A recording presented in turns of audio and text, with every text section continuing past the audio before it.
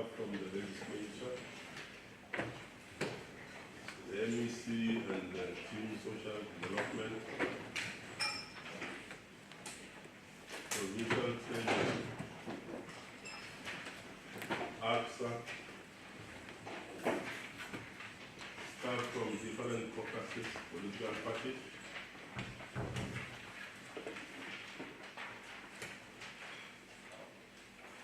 my name is the acting chairperson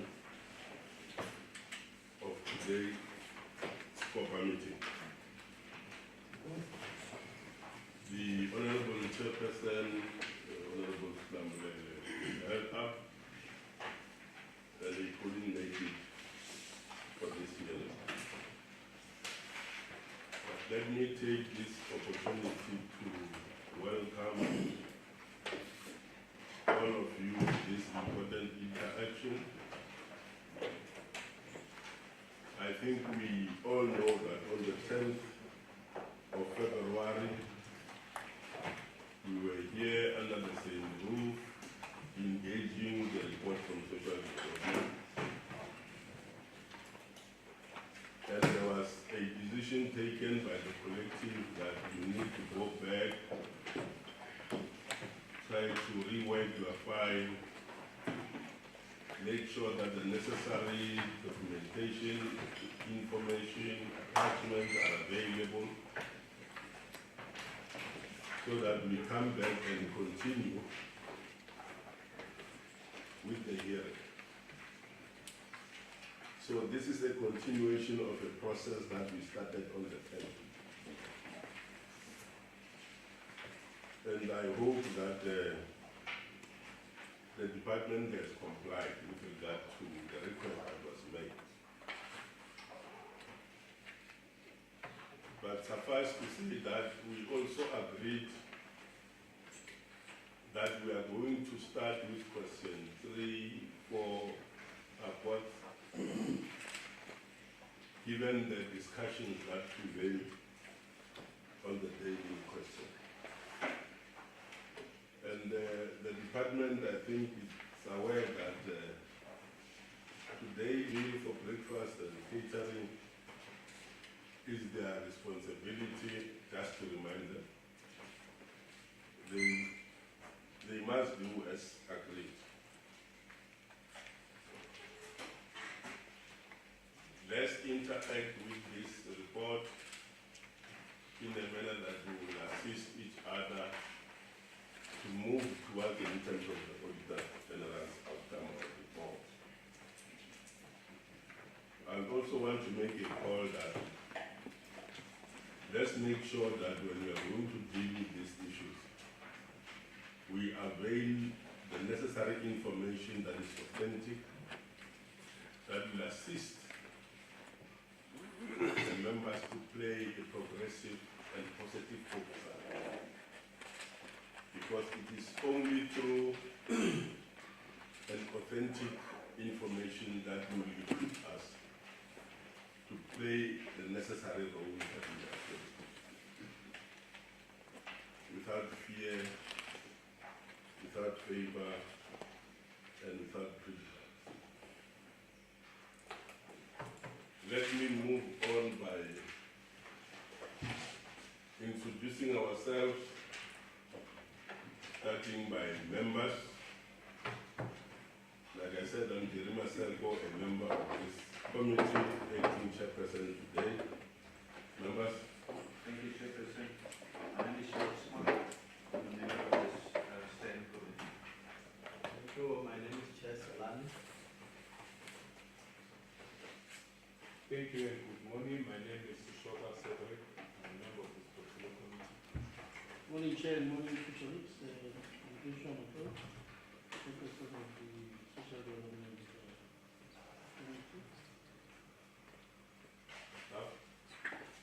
Thank you, Honorable Chairperson. Good morning, members, MEC, colleagues, Team Social Development. My name is William Mokali. I'm a committee coordinator for the Steering Committee. Thank you so much. Good morning, everybody. My name is Elizabeth.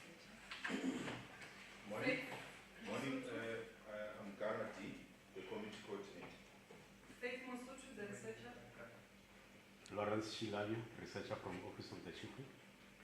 Thank you, Honorable Chair. My name is Semi Kotza from Legal Services. Local Legislature. Coordinator of Solution.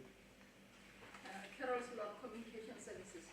Morning, my name is Maurane Chidzibe, Communication Services.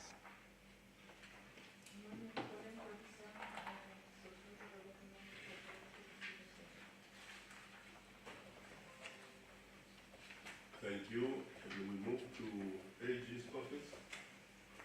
Good morning, everyone. My name is Faisal Kubai. I'm the Senior Manager of the Audit of Social Development.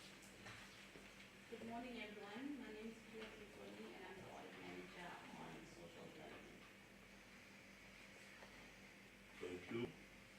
Provincial Treasury. Good morning. I am Hoshia Sinina, Provincial Accountant General.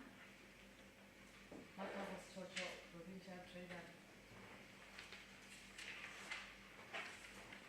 Thank you. Emerson and your team. Good morning, sir. My name is Manzil Alani, the MC of Social Development. Good morning, members. My name is Desmond Maoko, Head of Department of Social Development. Good morning, Honorable Chair. My name is Sao.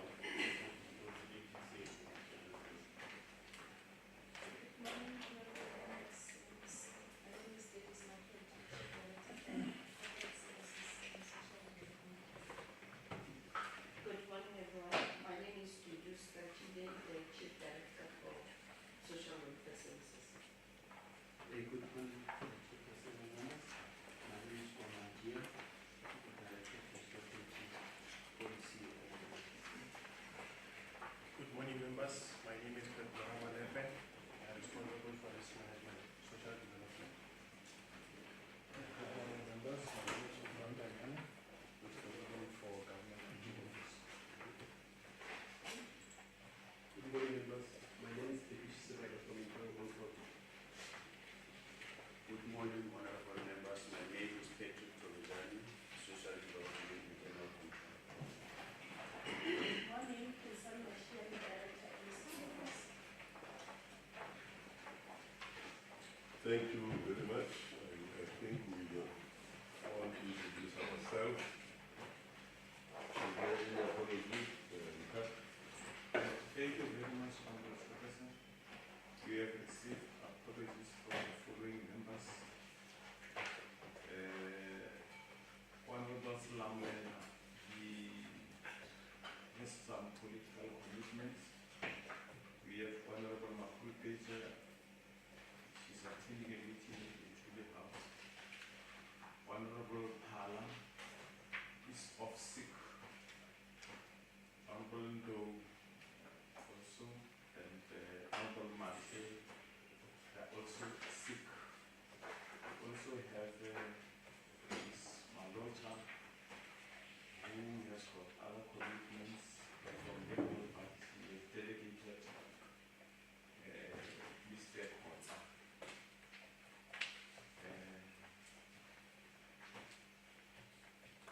I think we also have an apology for the portfolio committee on social development. She is off sick also. So far, these are my apologies. Yeah, thanks, Mr. Mkari. We are also expecting the chair of chairs to join us. She's in a virtual meeting as she will come. And let me specifically welcome all the chair of chairs and the chairperson of the Portfolio Committee on Social Development, Honorable Matomo. Your presence here will at least arm you to ensure that when you go to play the quarterly oversight, you will be having the gist of what is actually happening. You are welcome. MEC, we requested yourself to go and improve the content of the file so that we can bring it back for us to come and talk about it. And thanks, because you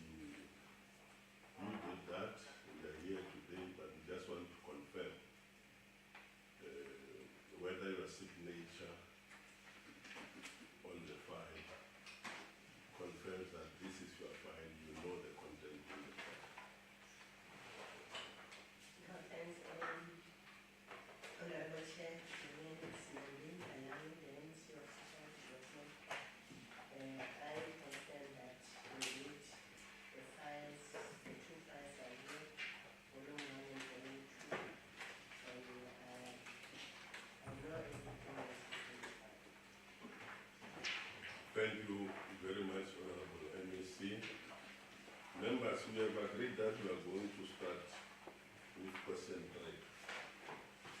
as per the decision of the table. Can I request Honorable Smiley to take us through question 3? Chairperson, question 3 starts in volume 1, page 10. Question 3 deals with irregular expenditure. Executing authority, on paragraph 10 of the Auditor General's report, as disclosed in note 24 to the financial statement, irregular expenditure of 32,444,000 that was incurred in the previous years was still under investigation. On paragraph 29, preferential procurement policy framework Act 5 of 2000 and preferential procurement regulations 2017.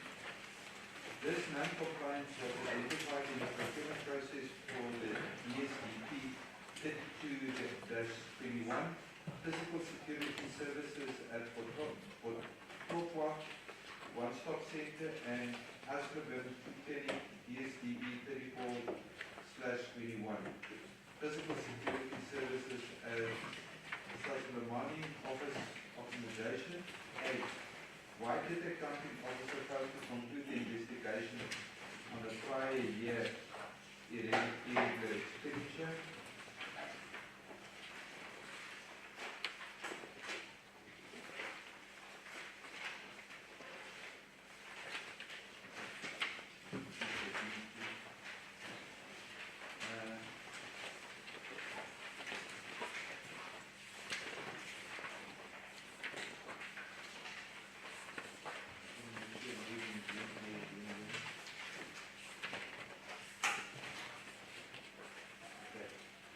Why did the department fail to comply with the supply chain management processes in paragraph 29 without an explanation? B. Who are the responsible officials? C. What action did the accounting officer take against the responsible officials? D.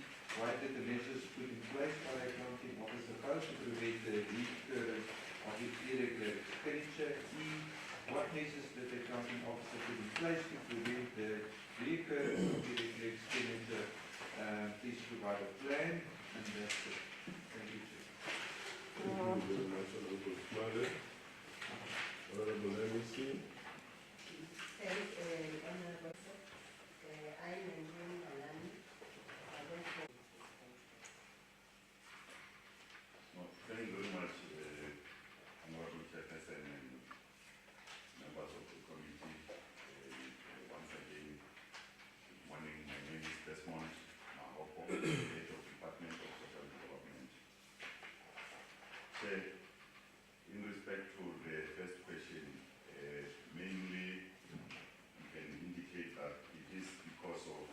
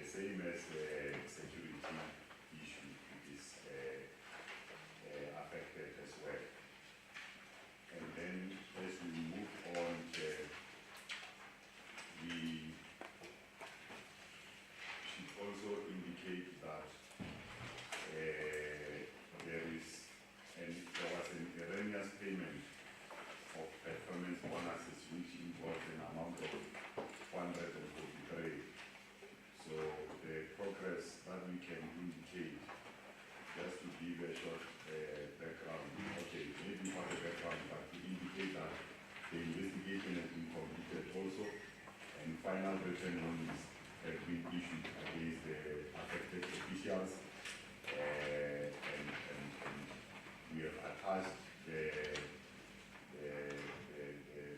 written notice that we have actually been able to issue out. The other issue that has actually affected us is with regard to,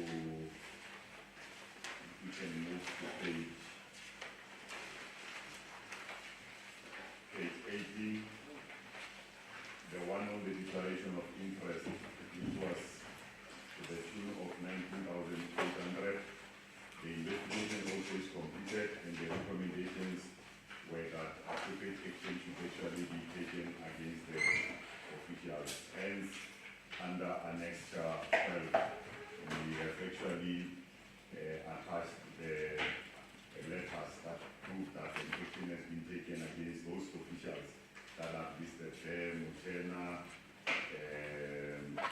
Maluleke, and Makweta. And then the other one talks to the losing bidders, which amounts to 14.5 million. The progress there is that the investigation also has been concluded, and Provincial Treasury has actually requested an advice from the State Attorney in the form of a legal advice, whether to recharge the former CFO will not necessarily constitute any double jeopardy or unfairness. So we have also attached a legal opinion to that effect, including the investigation report. So we will continue to await for the response in that regard. And the responsible officials, 3 of them are also listed there, who belong to the Department of Health. The other one, which is under number 6, talks about the non-compliance with the local content. The investigation also has been completed and submitted to Provincial Treasury for condonation. However, Provincial Treasury disputed the recommendation in the report, and currently the department is in the process of reviewing the matter. Hence, we have also made an attachment in terms of the response by the Provincial Treasury. And we have also indicated the official responsible there. Another local content which amounts to 52,000 investigations have also been conducted, and we have submitted to Provincial Treasury for condonation. And the same as this one, there is a dispute, and hence we are now in the process of reviewing that. And then we have also listed the officials that are responsible, 2 of them there, which is Mutata, CJ, and Tengwani S. The other non-compliance of local content which has affected us, which amounts to 135,000, I think the same applies on that one. I don't have to repeat in terms of being in the process of reviewing the investigation report following the dispute. The other one talks to the local content also. This one has since been condoned by the Provincial Treasury, and we have attached a condonement letter under Annex 17. Another local content also relating to the procurement of clothing, which amounts to 35,000. It has since been condoned as well. And the other one talks to the appointment of service provider without declaration of an interest, which amounts to 11,720, and it has also been condoned following the investigations that were actually concluded, and we have listed the official responsible there, which is Torojani MP. And then the other one talks to the misfiling of the original document for accommodation and meals, which amounts to 25,000. And here we are saying that the transaction is actually under investigation by the risk management, and we hope that it will be concluded very soon, so that an appropriate action can actually be taken. And we have listed the officials responsible there under column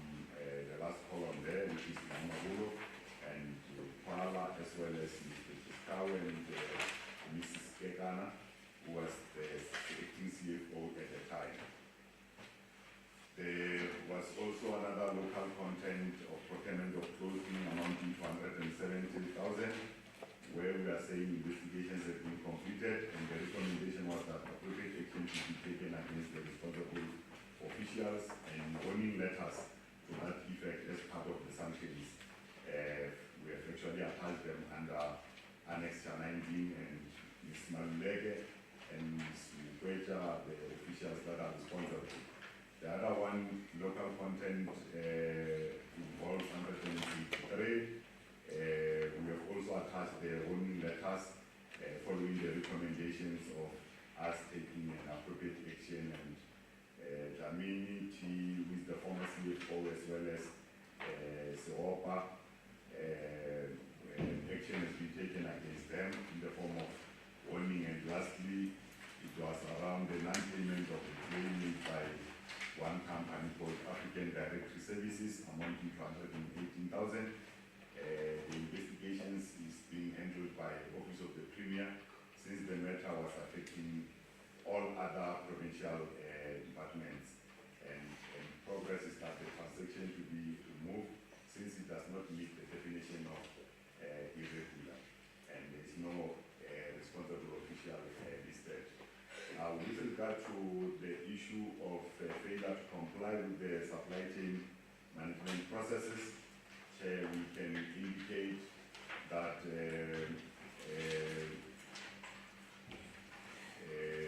well, maybe without necessarily going around that background that we have given there in terms of our working processes, but safe to say that during the development of the specification for the re-advert, the department has actually resolved to actually consider the fact that as part of trying to mitigate the risk of a similar nature, which at some point the previous year occurred, we may actually appoint more than one service provider.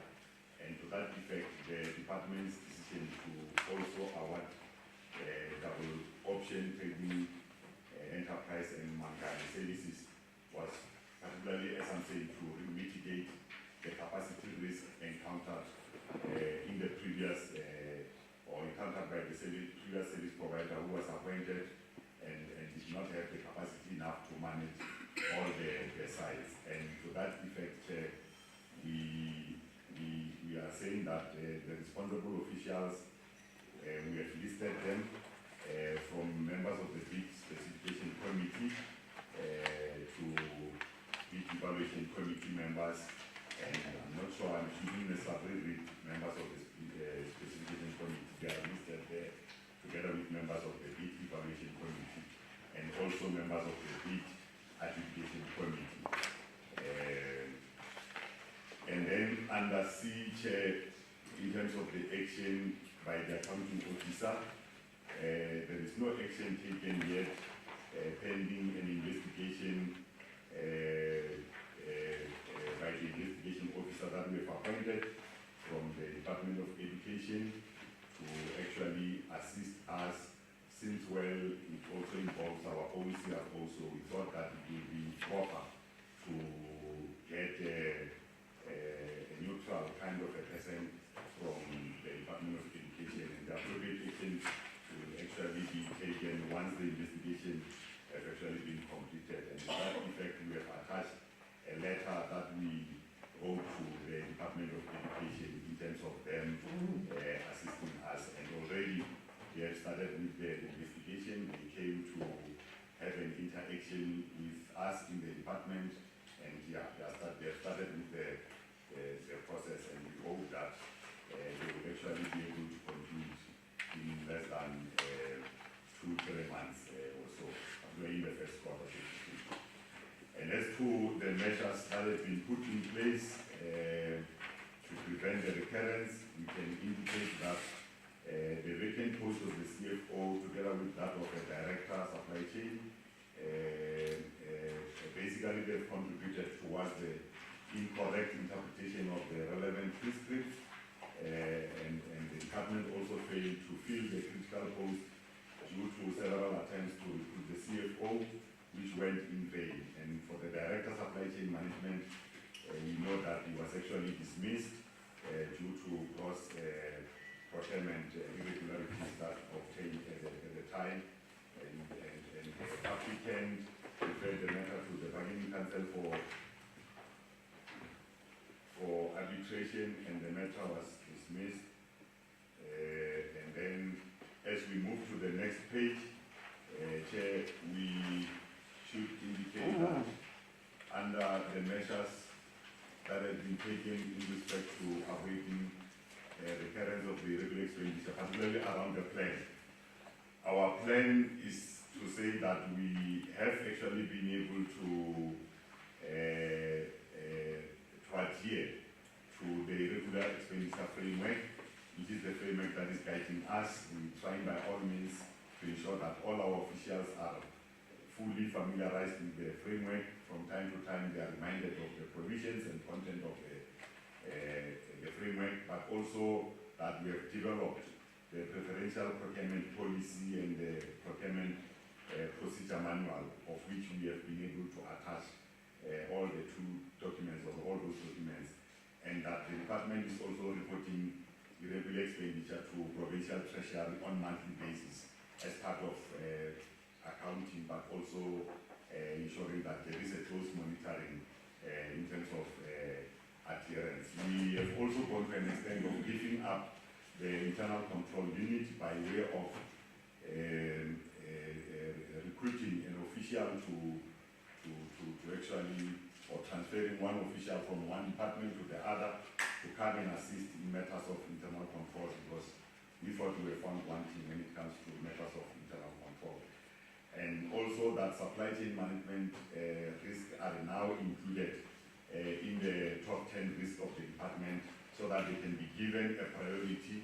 They can be reported regularly in the executive management meeting, but also in the audit committee and any other fora that is actually significant. So we think by so doing, we'll be giving a close monitoring towards issues of risk management in respect to supply chain management, because it's one area that is very fragile in terms of having or leading us to some irregularities. And then we also talking about filling of the funded vacant positions within the risk management, the IT and the supply chain management, that it will also serve as one of the solutions towards addressing the challenges of recurrence of the irregular expenditure. And then we also talking about the issue of compliance with the existing laws, the regulations, and the treasury instruction notes. And this one, we are implementing it in the form of issuing out circulars from time to time as part of making sure that staff is reminded of that.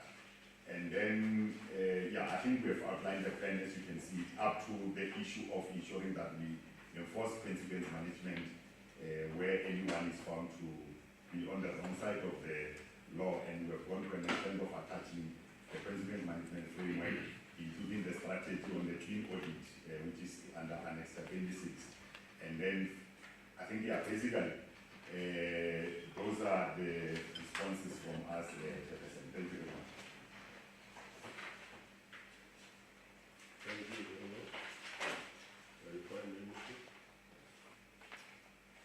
Honorable members, follow up. Honorable Somalia, Honorable Soka, Honorable Nato, and then Sinan. Chairperson, let me just first of all acknowledge the department and the areas risk compliance reports that has been added in the bundle. But it does question certain fundamental issues that comes forward. First of all, the late action by the department to take action against certain to deal with irregular expenditure. 2, 3, 4 years goes past before you start acting. So I'm trying to understand, A, the time frame or the lapse or the unwillingness by the department in this regard. Secondly, when we deal with the Ronan the performance bonuses that was overpaid, I've noted that the legal advice was only commenced here in 2018, the first letters, and then the outcome of that legal advice came in 2019. First of all, I want to try to understand that late response by the department. B, there was an immediate unwillingness by, if I'm right, 46 employees that didn't want to sign those documentation. Why did the department not immediately act when there was an unwillingness by the officials to repay those payments? Because in the legal application, it says that the department had to go to court to get that applications done. But there's no and that was also advised by the service by your legal expert who did it. I'm just trying to understand what made you not want to go to court to try to retrieve the funds. Then, if you want me to, I can make reference to, I think, I think it was 11 and 13. When we look at the case numbers, I see the cases are, especially the one that is dealing with, it's registered on its case 20, 050520. So I take it it's the month of May 2020, that CRO report. But you sign off the CRO report with the conclusions in January 23. So now asking myself, maybe I must just give the exact manager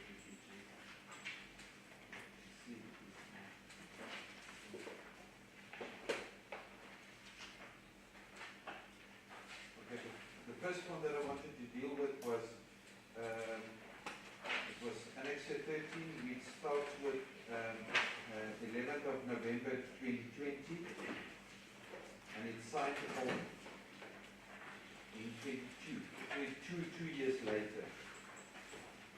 And then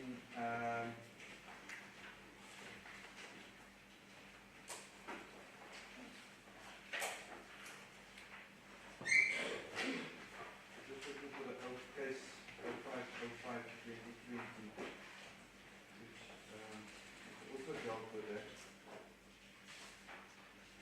But in principle, I've noted that your CRO office, or the person who's in compliance with that, takes between 2 and 3 years to finalize their investigations.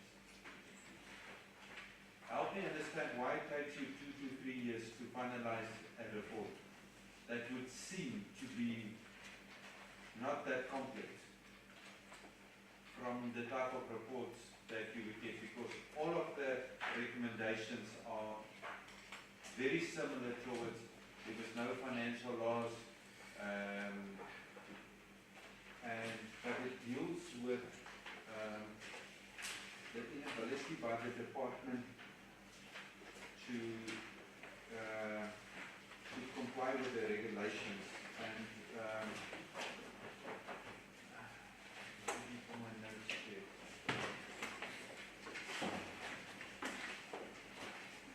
So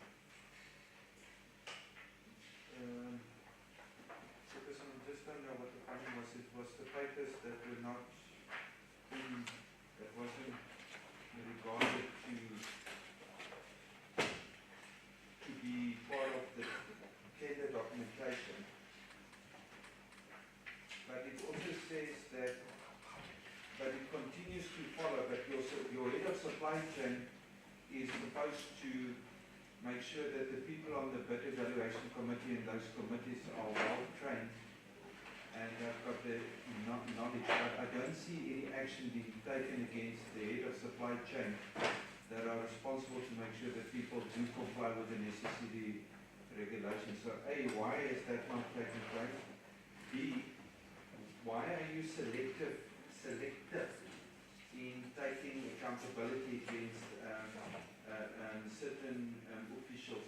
When you look at these CRO reports, it makes a reference to more than one individual that must be held accountable. But if you look at the final written warnings or the warning letters, you will see that it doesn't come across that you want to take action against all three employees. And that is a concern for me. I want an explanation by the department to say, and I think that was in number 6, that's when you were dealing with the 34,450. It cites 3 officials, but you only take against one official. And my question would be why? Why that selective? I will come back on a second round in this. Chairperson, I just want to get my thoughts back on something. Thanks, Chair. Maybe I should take it from where Honorable Smale has left it. Because, Chair, one thing that has been the general observation is that one come to a conclusion that the delays, not only this department, but generally all the departments, this one included, the delays in following up matters, especially as been raised by AG, those delays are deliberate. Because you would come to that conclusion because you look at the reasons that the department are giving after they've been found wanting or been asked by this committee on the delays. They are deliberate in the sense that there are no any other mechanisms in that department, especially this one that they are using, to follow up on matters. Like Honorable Smale said, the issue that was raised in 2017-2018 financial year, especially on the first one for comment on the uniform and securities. Those issues were done then and issues have been there, but only in 2022 that the Treasury was responding to their letters to say, we're unable to continue with this, finish with this, so that we continue to finalize the issue of your investigation. That tells you that in between, the department has no interest in following up on matters that were supposed to be done. Maybe it is only, like you said, it is only when they realize that they are going to SCOPA and they start following matters and say, what is that we should follow up, and then they start making it. So, but in the main, we have got the department that does not even take interest in resolving these matters. And that comes as a concern. And that is why one would come to say this is deliberately and someone is neglecting or is negligent in its work. And that should directly goes to the senior management of the department to say, one is for the feeling that surely they just deliberately neglecting their work because they know there's no consequence management. There's definitely no consequence management. Just to take you back to the report, I see in question number 1 on E, when they talk about, I hear the HOD was referring that the matter on procurement of school uniform and securities, this has been done, everything they are waiting for the Department of Health to deal with the consequence management. But I do not see, because I'm very much concerned about it, I don't see any kind of written letter that the communication between Department, Social Development and Department of Health requesting that so and so must be followed up and these are the things. Those engagement, because even a letter itself is not enough. You would expect that the department would even sort a meeting so that there is an agreement in terms of how they are going to deal with these matters. So there is no such. And that is why I'm saying some of these issues are deliberate and we're not going to get to the end of it up until there's consequence management, NEC, officials. Maybe the department would want to explain, maybe will give us where are the letters, the communication, and what is it that we are doing with the Department of Health. We need to see something concrete that there is a communication to deal with this matter, because the Department of Health needs to say to deal with this matter. If the department could assist us with that, we'll definitely appreciate. And again,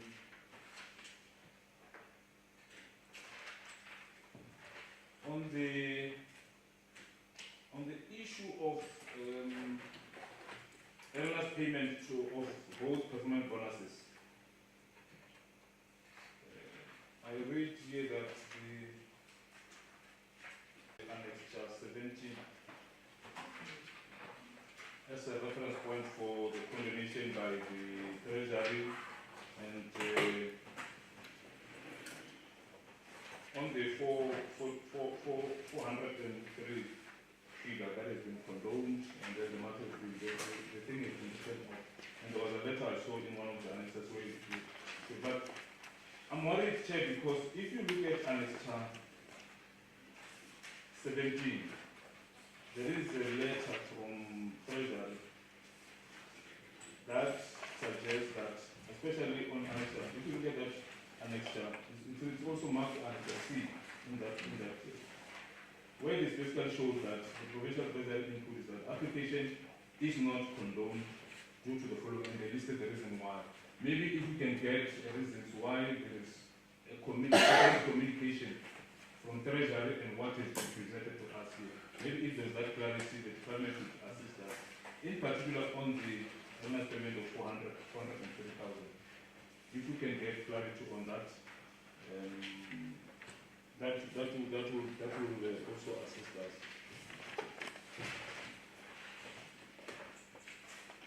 And Chair,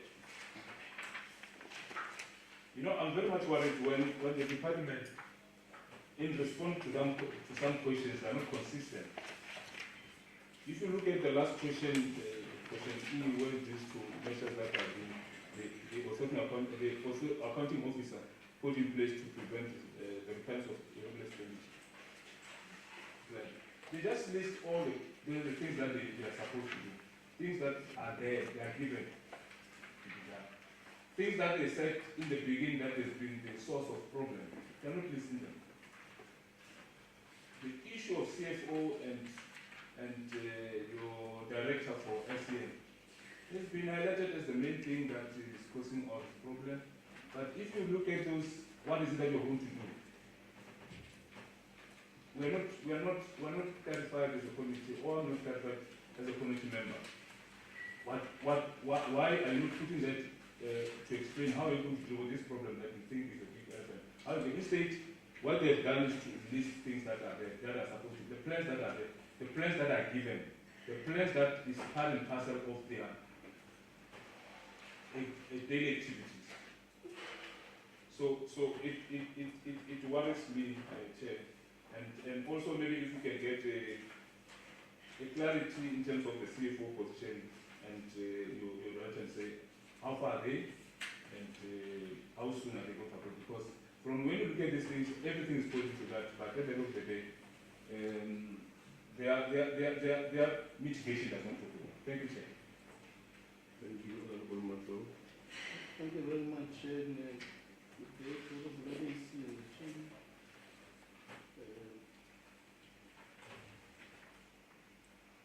One is on issues that they should do raise an application for condemnation that has been received from Treasury. I'll subject that attachment will be given to your office chair because from the briefing that you got from Treasury, it's only one condemnation that has been processed by Treasury. The rest, the department hasn't yet applied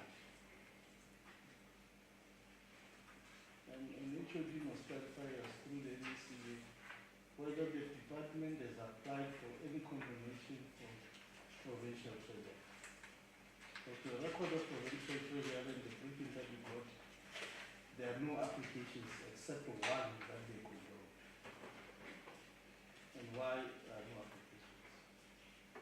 Through Chair, could the HOD, through the MEC, certify this committee that in actual effect they adhere to the PFMA in terms of monthly reporting on irregular expenditure, if such happens, because that is a prerequisite in terms of the Performance Management Act, that on a monthly basis you do that reporting, because to me, when I'm going to the background, you will see that the department was not doing it. I'll come to that.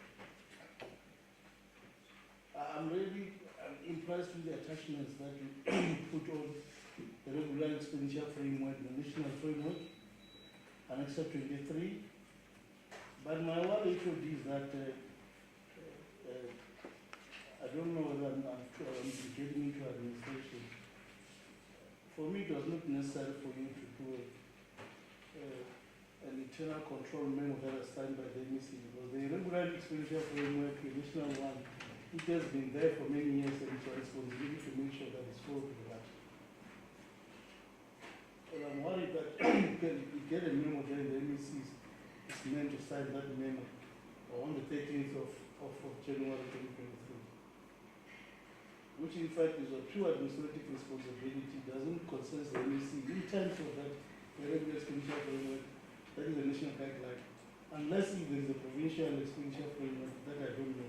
Because you can't have something that will overrule the national framework in essence.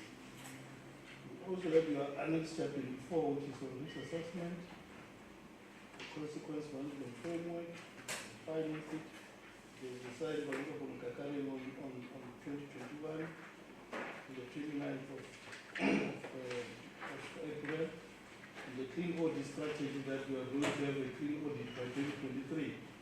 That was also signed by Honorable Kakari on the 24th of 2021, which also comes back to the positions that Honorable Shop has just asked in terms of when I'm going to fill the CFO and also the Director SCM positions, which are very critical for you to achieve that audit in terms of the content of the clean audit strategy. Because I went through the content of the clean audit strategy. It speaks to those particular key areas where the CFO and also the supply chain director will be taking on. The other one is on the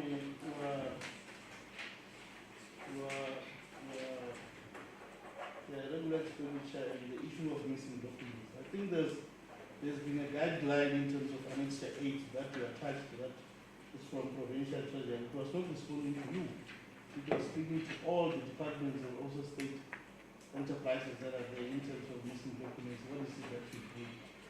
And all the issues that the document is spoken to in terms of directive to accounting officers and accounting authorities, 3.1, 3.1, 3.1.1 until 3.1.7. None of them we have done in the department. You must go to that annex and you will see what I was speaking to and what are the remedies that we're going to put together to make sure that we do those things. They also share in terms of your level of accountability when you spoke about. No, let me go to that one. Let me go to the other one. When you go to volume 1 annex 10, volume 1 annex 10, do we still have got much training Elias Ramashala as our person who deals with PD and PMDS? Is the person still in the department? If yes, that person is making an acknowledgement and also so in a David of some type, of some sort. So to you can go to it on Annex 10, volume 1, where she says, I, Matrini Emily Ramasala, hereby confirm that all the information that is there in terms of the PDMS has been verified and is correct. And you are telling us here that there is nobody that can be held accountable. You can't recover the money. But that person tells you that he or she has verified, and she said, I will be held accountable. I don't know what that doesn't mean, whether I've misread that commitment by a person, because if there is no action of recovery, therefore we can erroneously deal with it, and I make sure that I pay my colleagues a lot of money and they don't, nobody will recover that money. But I'm saying, go to that annex 13 volume 10. It will speak to it. And coming back to what Honorable Smiley has spoken to in terms of correspondence with Office of the Auditor General, which I always have a serious problem with, but this time it's a little bit excluded. Attorney General. State Attorney. Yeah, so thank you, Chair. Yeah, State Attorney. I'm defending this one. No, thank you very much. I can see that. The State Attorney, and conscience very heavy. State Attorney. Now, in the correspondence with the State Attorney, it clearly shows that we were not doing our part as a department. You must go and look at the dates. Something is committed 2 years back, you start communicating it on the third year to the State Attorney. Which tells me, Chair, that the compliance that always we complain about, that is malicious compliance in terms of the letters that are written as warning letters, speaks to what corresponds to. Even the State Attorney is complaining that you have referred this matter to me, or not know, and can't. You can see the gap there. I would deliberately say HOD that some colleagues amongst ourselves deliberately look at the issue of 3-year period, window period, to say, these things will be condoned or will be written off by the HOD. Whereas the HOD will be taken. Why action was taken only to 4 people and the rest was not taken? And the recovery of the 443,000, I don't think that should be something questionable. That money should be recovered, either way or the other. And please respond to my question whether the employee in question is still within the work of the department, Matthew and Ramasara. Because go to that letter, she committed that everything she has double-checked, she has verified, and everything is true and correct. But AG picked it up that something erroneous has happened. And if she has done that or he has done that, it means even our finance secretary, or if that was not picked up, therefore I can clearly suspect that it was deliberate intentions to pay one another as officials. I can tell you from that point. Because if she confessed that she is clearly verified, if you don't recover, why don't you recover from her? Because she's the person who has verified all things. Because if you recover, you must recover it from the chain, very chain, including the HOD he or she has signed at that time. The last one, which I will meet, I didn't receive any clear response in terms of why on the one for security you said you skip to another one, you appointed others because this one had the main commitment over, and you HOD speaking something about he spoke one time about capacity. If that person has been appointed in many sites all over the country, it means he or she has got capacity. I don't know whether without capacity in terms of you being appointed on a lot of bulk of jobs, or capacity is only when you don't have anything. I'll subject that issue of capacity of the HOD to scrutiny that you must explain what does it mean. Because we asked that person in the previous meeting that why did you skip number 1 and go to 2 and 3? And that question even today has not been answered in terms of the new file. Could it be clarified? The last one is on Annex 28 on volume 2. why are you bringing the MEC into administrative component of her signing letters only? Because the MEC only deal directly with yourself as the accounting officer. The accounting officer accounts the member of the executive council, and all directors of districts and regions account directly to the HOD, unless if in terms of the Public Service Commission I've missed something. I don't understand. I'm just a little bit of a toddler in administration. Why do our MEC supposed to sign only letters to junior officials except yourself as the HOD? Could you be clarified why the Annex 28? And mind you, that employee refused to sign the letter, and what actions have you taken as the HOD? It is written there that the employee refused to sign the letter. If they sign again, you see,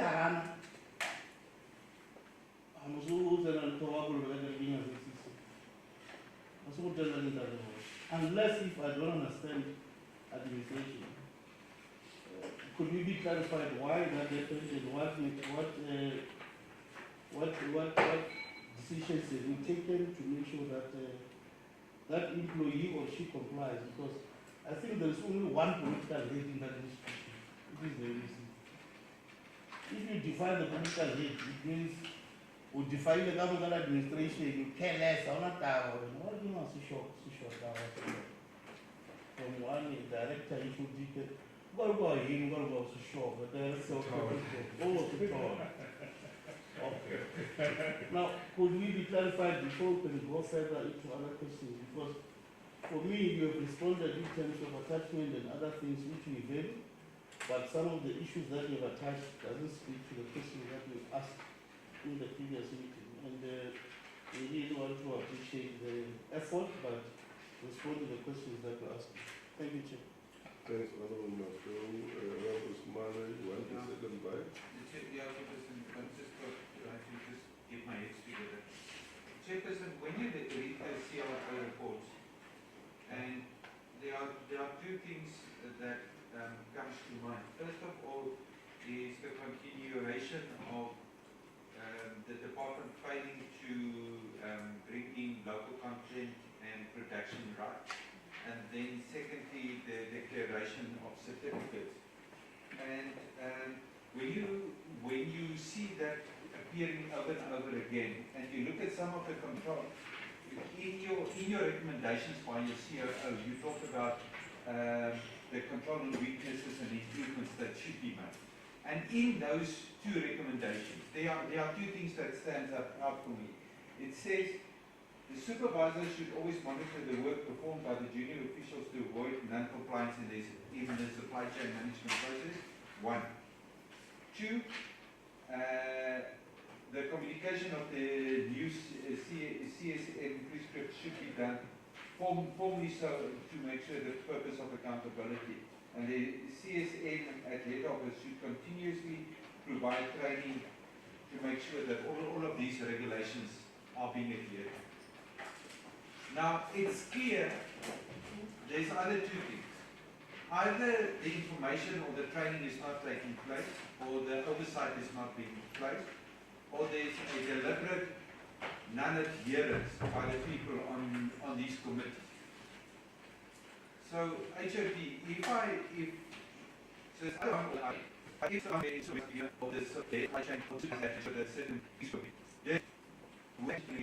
the non-performance, put it in brackets, the non-performance maybe the CFO because it falls a little bit in your line, in your category. Where a sort of a disciplinary action being taken against the supervisors and against the association for failure to make sure that these non-compliance were not met, because these are things that must be there when you evaluate your bids. And it would seem there's either deliberate, but then if you listen to if you read the CRO reports, the staff members would say, but they didn't know. They didn't know that they had to comply. And you want to take action against them, and I think the action needs to be taken somewhere a little bit higher, as I'm trying to indicate. So, explanation for me on that regard. Then a second bite on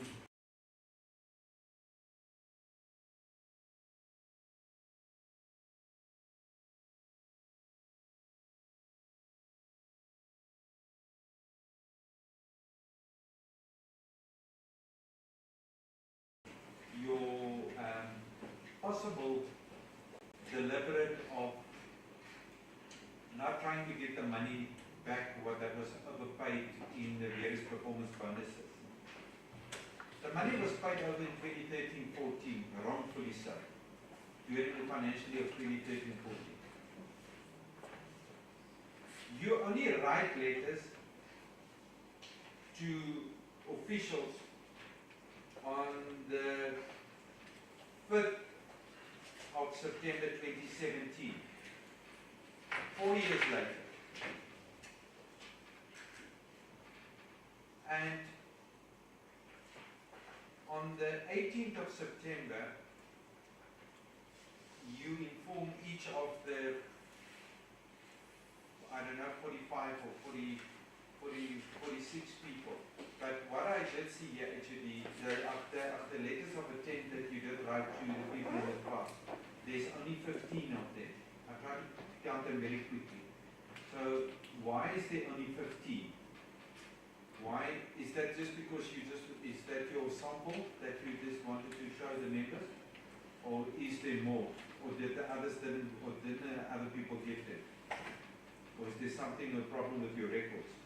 The second one that I wanted to ask is, the letters that you wrote to the various officials indicating the overpayment is between the period of 18 September 2017 and 25 January 2018. So it takes you 4 months to inform officials, the various officials. I'm trying to understand why does it take you 4 months to be able to communicate with these various circuits or to make sure that the letters are being actually reached the employee.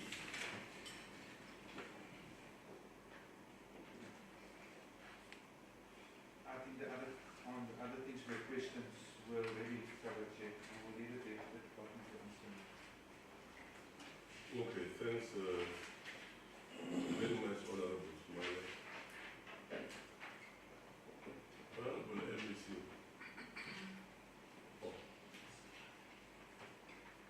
Oh, yes, Honorable Sir. I'm sorry. Chair, I'm going to repeat what the other honorable members have said. The reason why to repeat is because I want the department, the MEC, which will be to understand the seriousness of the question that we pose to them. MEC, one of the worry which the honorable members have indicated is that the department failed to recover the money which was erroneously paid. And in some instances is that certain employees within the department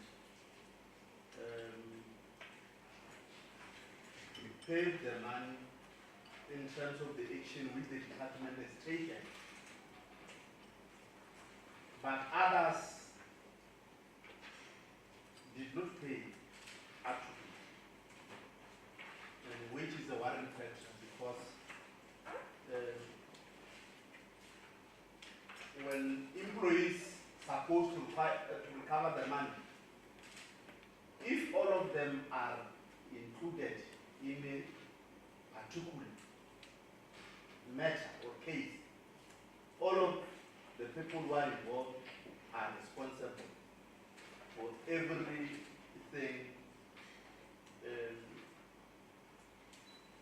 in that regard.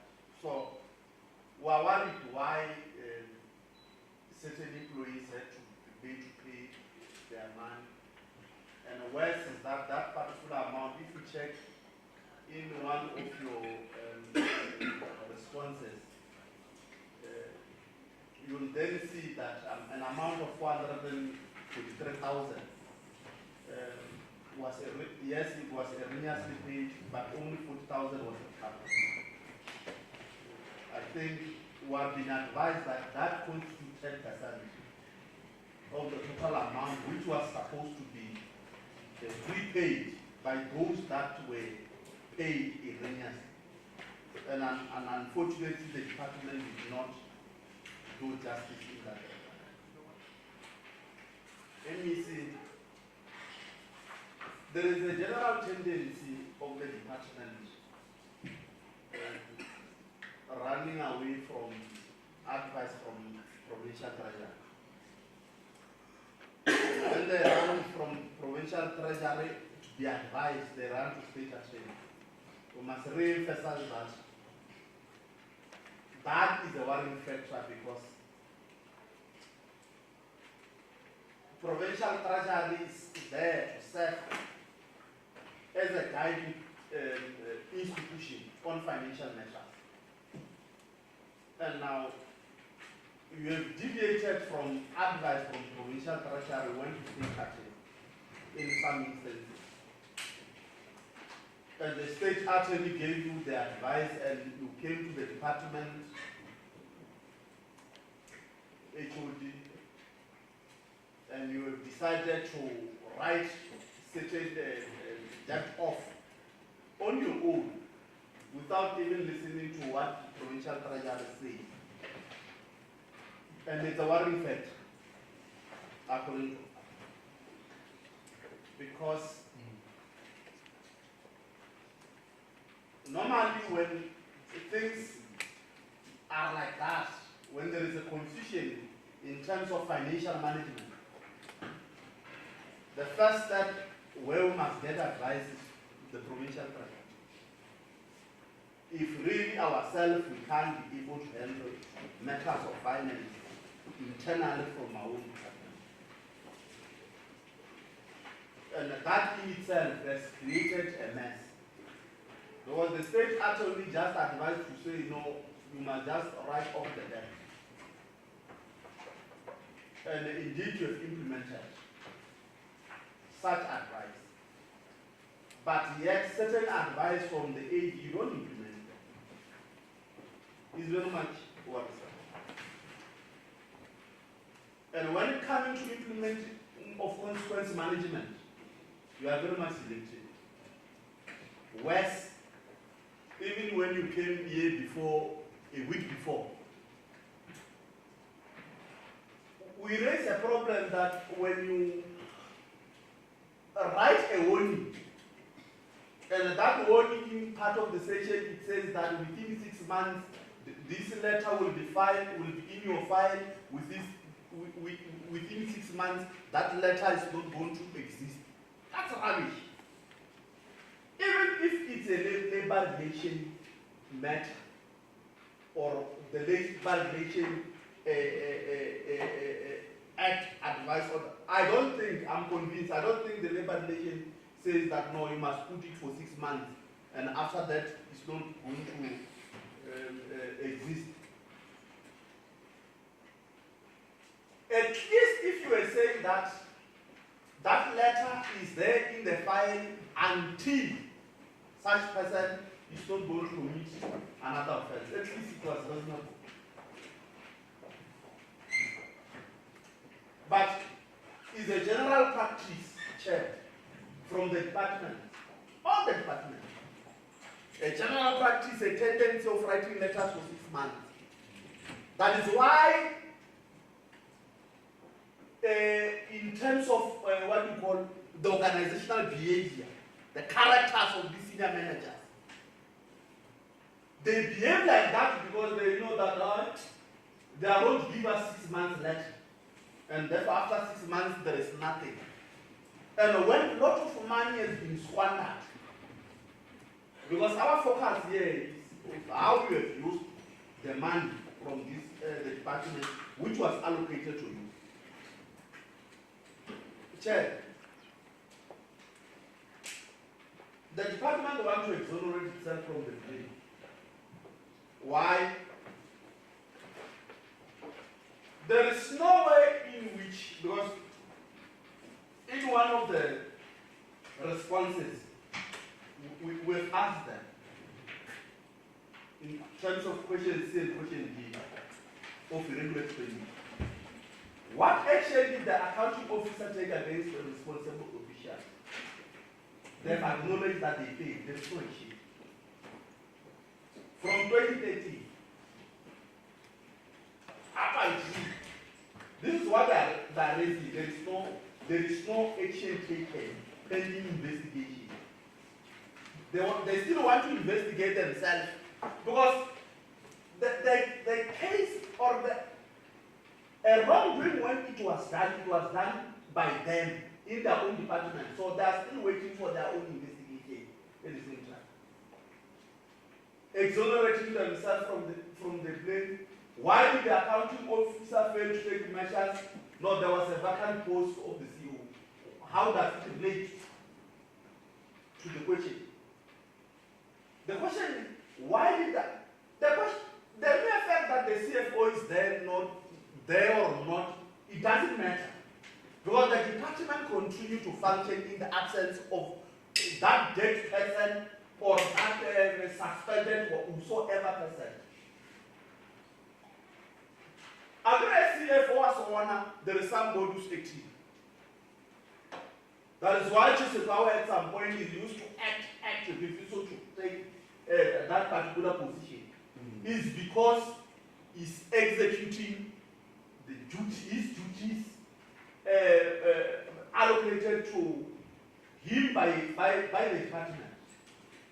And to say the restore CFO on, these answers, I'm failing to get a better understanding.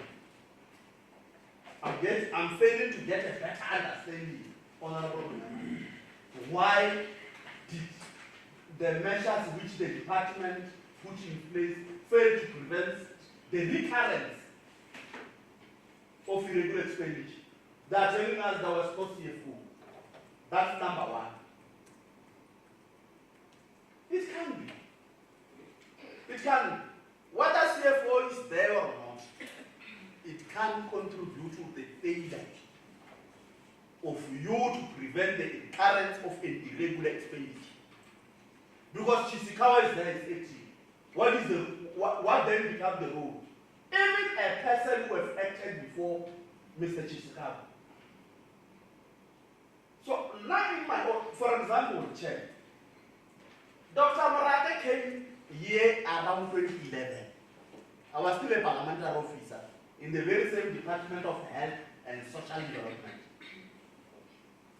Dr. Morate left, I think, 2012. He left in 2012. When I was leading the youth league at some point there, in 2015, the report that I got now is that Mr. Rafukula just resigned in 2015. And now, we are talking about, for example, a case which was committed in 2013-14. And in 2015, I was there, Karibo conference, elected, I was the provincial secretary. I know that Rafukula resigned. So, from 2013 until 2015, the department failed to take action, HOD, against the very same people who have resigned, even today. Something which is a question again. To say, how are we going to make it a point that these people pay the very same money? Or those people that are going to be what can I do for not prosecuted? How are you going to implement consequence management on them? Well, they're no longer there in the department. Moraga left here to Mpumalanga to join the Department of Mpumalanga in 2013. When these things was asked at some point, when he was here, we were sitting there in the very same seat which the HOD now is occupying. And it can be. it can be that when the department is supposed to take action, we wait until the SCOPA to sit, and therefore we submit what we call responses. Some of the employees who are told that they've left from the Department of Social Development, now they are in the Department of Economic Development and other departments. And we can't fail as a department to prosecute or to implement consequence management, even those that have left the department to other departments. We can't. Agree on one government. So now my question for why did the consequence management is so selective? Why are you writing these 6 months letters? In our view, the 6 month letters that are unacceptable. Why do you continue to get advice from state attorney before the provincial treasurer? Because the provincial treasurer is there as an institution to guide us on financial management. If there is any irregularity on anything, the best people, if we are incapable, is the provincial treasurer. And again, we can't punish only 2 or 3 people on matters which were committed by more than 50 people. And in Trabaja 2013, no, it's 2020, 10 years down the line, we still debate around it. We found them here as members of the committee who are leaving next year. Surely I'm happy because you'll be there. Because some of you, your positions are eminent. But the mere fact remains is that you yourself, you are unable to implement consequence management. Thanks, Chair. Thank you very much, Honorable Slano. Honorable, let me say, when I'm listening to the inputs by the members, one thing arose from my mind.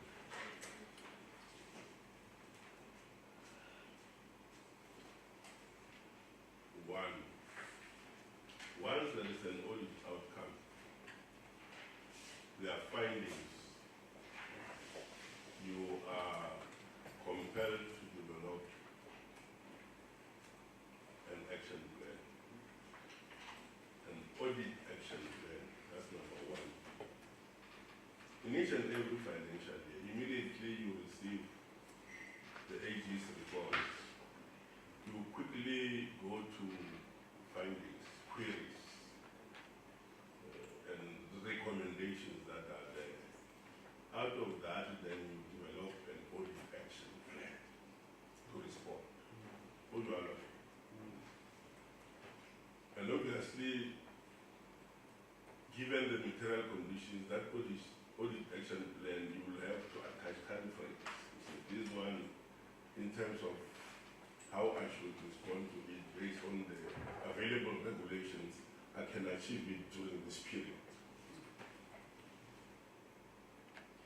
And if that is our understanding, or my understanding is correct,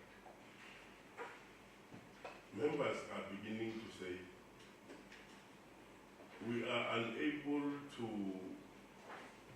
implement consequence management. Other reasons is that those cases which are hard, maybe in terms of the regulations, you don't have the case now. That's why you will go to the state attorney and advise. But the question is, why don't we respond to audit queries within the regulated time frame? That's the main fundamental issue to me. And if my memory still serves me well, when Mayor Daphne Ramokopa was still the HOD at this department, I don't remember who was the MC there, we clearly indicated that issues that you are unable to respond to, because it recurrence, based on information that is not available to assist you to respond to. There are procedures and processes that you must follow. Go to the door of the treasurer and say, Treasurer, in this case, they've been missing.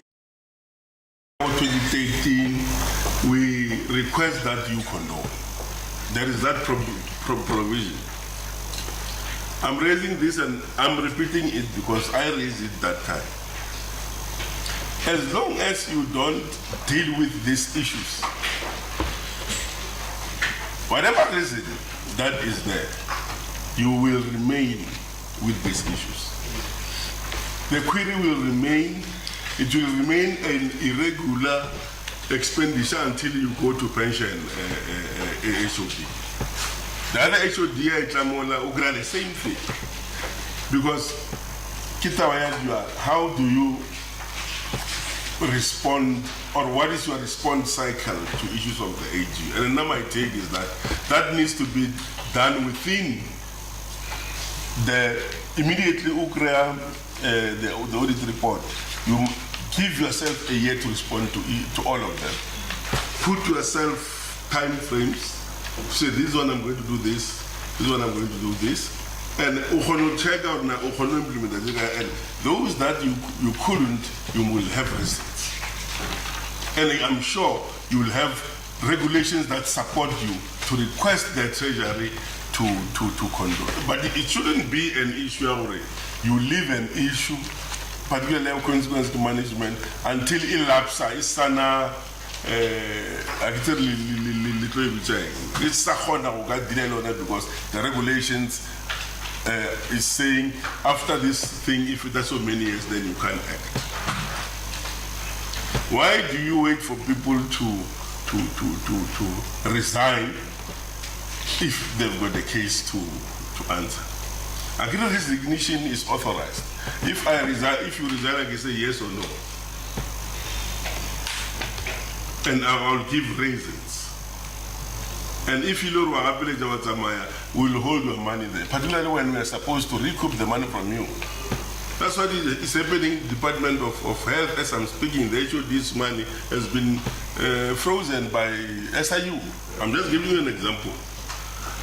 So that we don't find ourselves in a situation where we can't provide answers. Mind you, you are a successor in title. You are a successor in time. We acknowledge you were not there when these things are happening.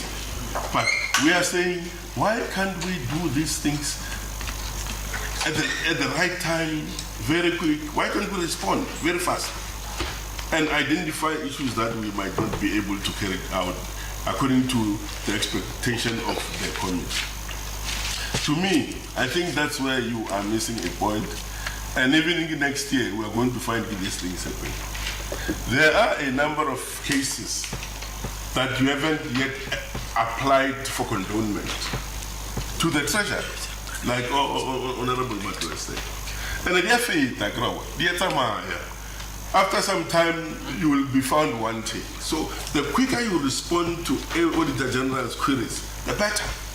Who shall at least lead the legacy queries, the qualifier. Here we've tried. The material conditions are like this, Treasury, can you please condone? I think it's very much critical. You must separate these two issues.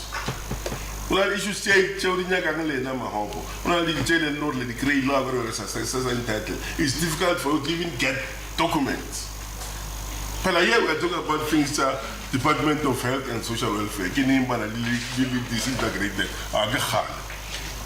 Obviously, it's not going to be possible for you to get supportive document to what you will be dealing with. How do you deal with that one? Following the regulations through the treasury, so that you reduce this irregular expenditure. Then you can begin to talk about advancing to the next level, the audit outcome, which is clean. I think I was just giving an input, and I think it's very much important that as an owner going to respond to the follow-up questions, just tell us, how do you implement your action plan? do you have time frames? And if Mutapaliti go implement at the time, what action are you taking? Because to me, that is the bone of contention. Thanks. Honorable MEC. Thanks, Honorable Chairperson. I therefore take this opportunity to give it to delegates the HOD to respond to the issue. Well, thank you very much, Honorable Chairperson, and we firstly I would want to My name.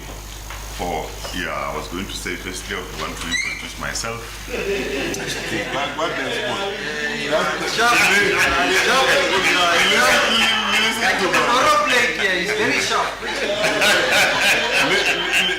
Listen to Mahobo.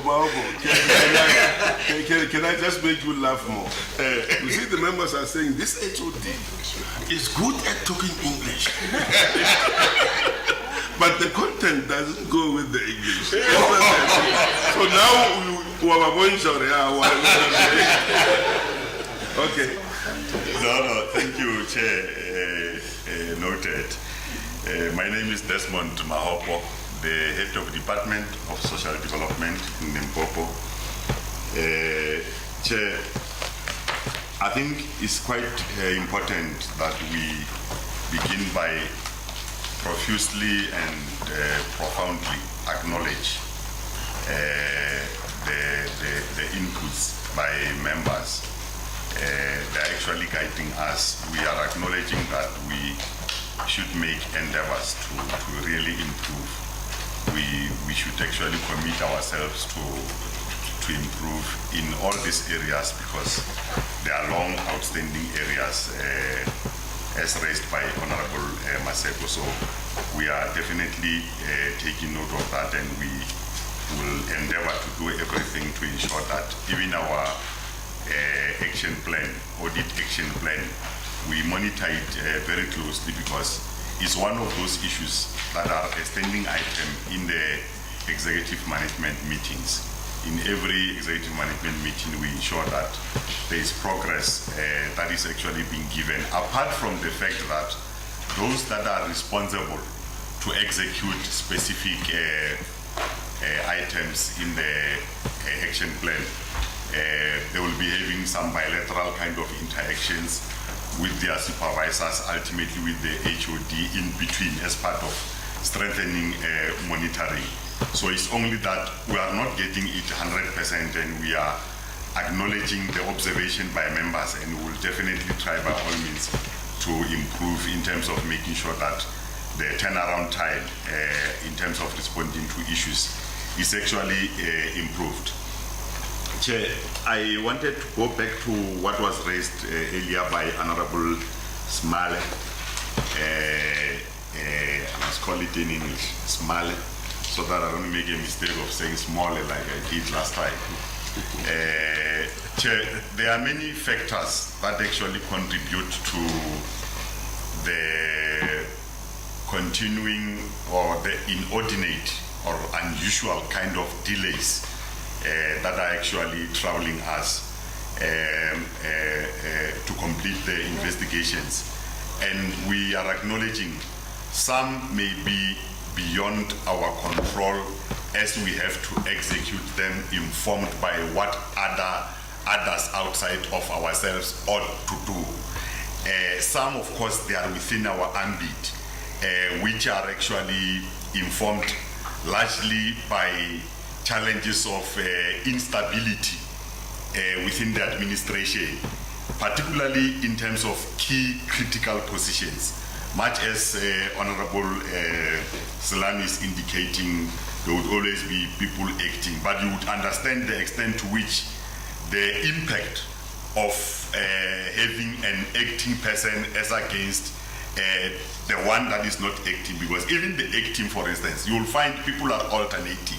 So that what you call continuity becomes a bit of a challenge at times, and it is now at a later stage, it ends up haunting us. So positions such as the CFO, which time and again in the report we are reporting it, which is not necessarily our own the creation in terms of the level at which it is as a problem, because if we are to appoint, it happens that the person rejects in the final hour, rejects the offer for one reason or the other time we have got this. So it's some of those challenges that we are grappling with to overcome. Your director position for supply chain management, which now we are at the level where we are filling the position since well, we're waiting for the finalization of the disciplinary processes against the then director who has finally been dismissed, and including, most importantly, the risk management, because the department for a very long time did not have a director nor any individual, for that matter, responsible for risk management since the retirement of the then chief risk officer somewhere around 2015 or so. So we have been battling with that to a point where oftentimes we would seek assistance from OTP and so on and so on. So those are some of the challenges that we are acknowledging, and hence on the other hand, for a very long time that we have been informing members and sort of lobbying members, if I was to use that political term, to assist us in terms of making sure that we lobby for funds from the side of Treasury, because the department did not have sufficient budget. Even now we are still limping, and that the root cause of that is nothing else but the separation between the two departments has caused a huge damage to the department, where the other one remained with everything. The other one is going to start a new department altogether. So that has had a huge impact and is haunting us in the long run. Of course, that is history. Nevertheless, we have to live and act with constraints, live with what we have at the moment, plan within the ambit of what is actually available within us. And of course, my colleagues will come in later to deal with the details of what I'm saying, technically and otherwise. The Honorable Mado, we, as a department, we've got what we call a policy development framework, and I can assure you that we may be one of the few departments that have got that particular framework. This particular framework is largely guided by a whole range of other prescripts and other policies which are there in the preamble, which are actually guiding us on how to apply or how to formulate a policy. Now, you then have a situation where that policy development framework, together with the consequence management framework, which obviously has got an impact in terms of the Honorable MEC, for instance, or the executive authority, applying certain consequences or consequence management against senior management as per delegation of powers. And by the way, there's an issue about delegation of powers that we will also be able to deal with. So now, if indeed the MEC also has to apply consequence management against some of the senior management officials as provided for by the Public Service Act and the Public Service Regulations, ordinarily it would mean that as and when we formulate such kind of a policy, because remember, in terms of policy formulation, you have got micro, you have got macro.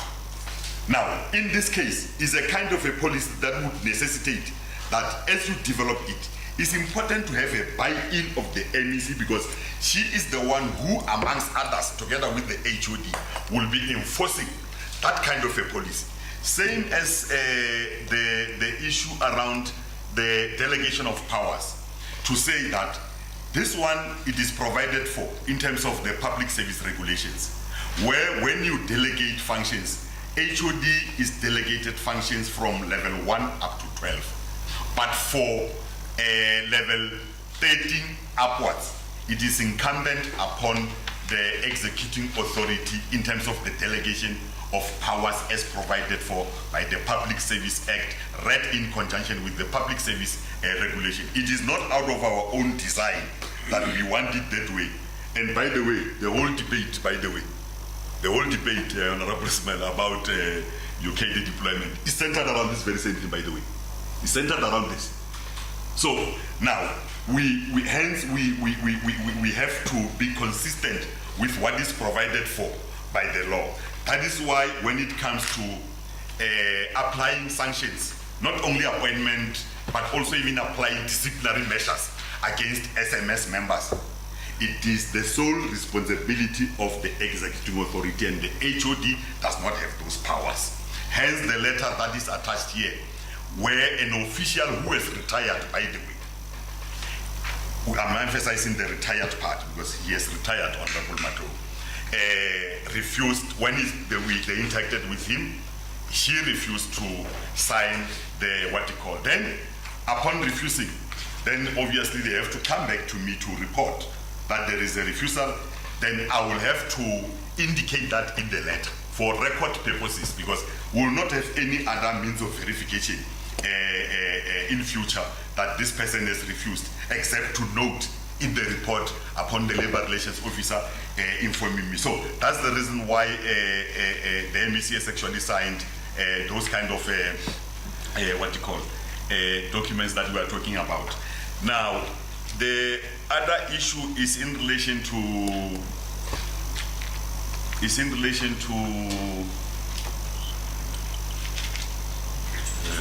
just a second. Yeah, I think the issue relating to the state attorney vis-a-vis the advice from provincial treasury.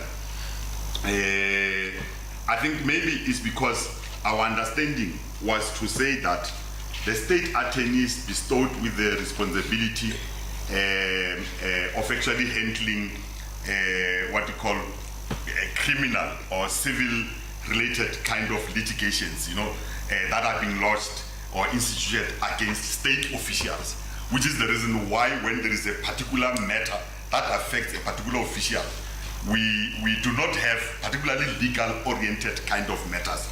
We thought it is relevant to refer it, and we still think that it is relevant to refer it to the state attorney because it is within the ambit to advise accordingly. Less did we know that we should only refer it to treasury. We are referring others to treasury or some to treasury, but there are points where we ought to refer such kind of cases to the state attorney to solicit their legal opinion so that whatever thing that we are doing is actually consistent with the existing law, Chairperson. That was our understanding. There is an issue around the application, the incongruent application of the consequence management, which we should acknowledge that is not in our desire and it's not in the spirit of the framework itself, consequence management framework, when it was actually developed, that it must be applied selectively, and where it may have been seen or observed to be applied selectively, surely we should be able to correct that and make sure that we don't apply it selectively, because people are equal and therefore they should be treated the same. But as for the issue of the 6 months, it's not in our own desire. It's not what we want to, the kind of a sanction that we want to give, that it must be limited to 6 months, and after 6 months you throw that in whatever, you destroy it or you keep it in the records. It is what is provided for by the law. And until the law changes, then we find it very difficult to deliberately contravene what the law provides. That when you give a particular sanction, hence we have even attached the sanctioning guideline. Part of the reason why we have attached the sanctioning guideline, which we started at it has got page 1, and then it starts with page 22, 21, up to whatever page. Maybe we should have even put all other pages so that members can be able to peruse it and understand the extent to which it is able to guide us. So it's not like, as Honorable Salan was saying, that it's something that we want to do on our own. No, it is guided by that particular sanctioning guideline. And maybe let me afford my colleagues to come in and not be able to respond to all other issues, believing that they will be able to respond to all, otherwise I will come back. But as for the issue of Ramashala Emily, she is still in the employ of the department. What is there in the file is a declaration form.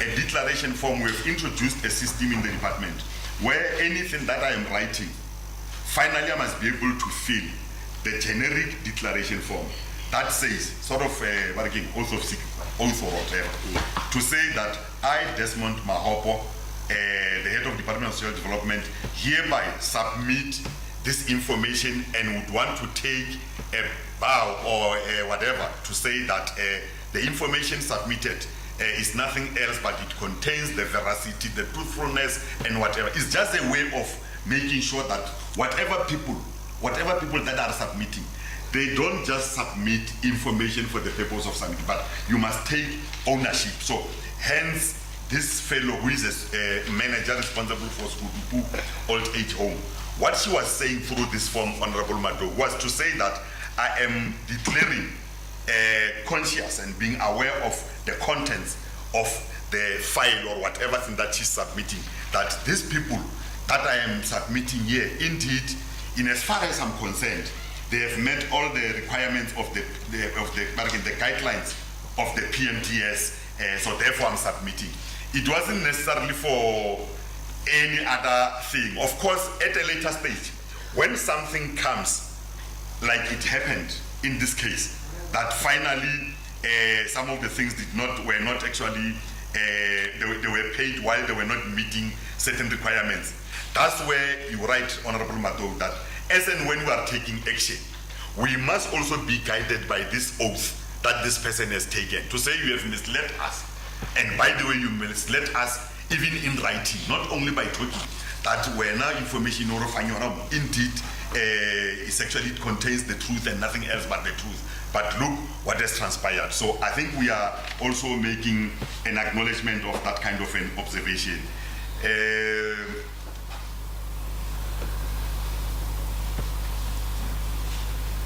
Honorable Shoga, the delay, which when I characterize them, I'm using the term, you are English, Honorable Maseko, the inordinate, meaning you are unusual. That unusual kind of delay that continues to rear its ugly head unintentionally, though to members, of course, it is seen as if it is intentional, and we, as I've committed, that we'll have to contradict the status quo. But I wanted to say that it is not deliberate as such. It is not deliberate. It may be caused by one reason or the other, either capacity at that point in time, because, or else the measures that we are putting in place to monitor the processes of concluding the investigations by the chief risk officer, as Honorable Smala was actually raising a concern earlier. Indeed, maybe we must improve such kind of monitoring processes, because we are also realizing that they are not yielding the intended results, and they result with the kicking in of the Prescription Act of 1969, which obviously need to be repealed, because we are in a democratic dispensation anyway. To use 1969 whatever legislation is something that have to, yeah. So I'm saying that we do have mechanisms. It's not like we don't have mechanisms. We do have mechanisms in place, but safe to say that the mechanisms that we have may not be sufficient enough to actually move with speed and conclude this legacy kind of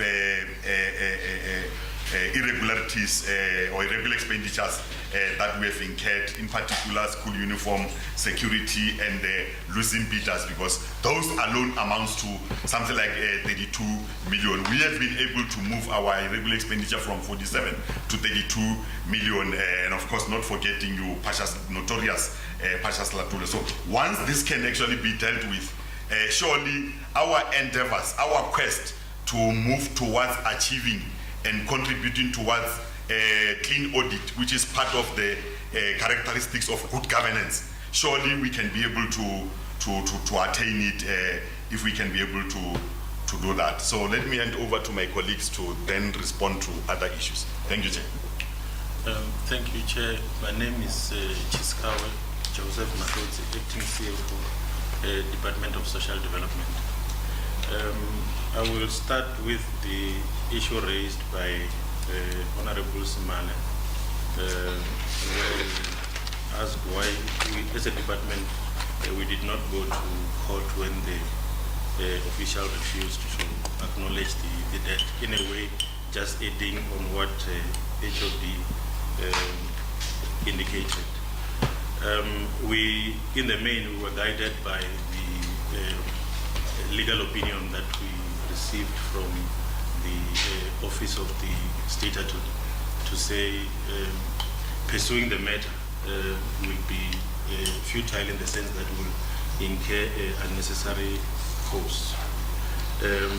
The second issue that I would like to address is the issue which was raised by Honorable Sishoka about communication between the Department of Health and Social Development relating to irregular expenditure where officials from the Department of Health are identified as responsible.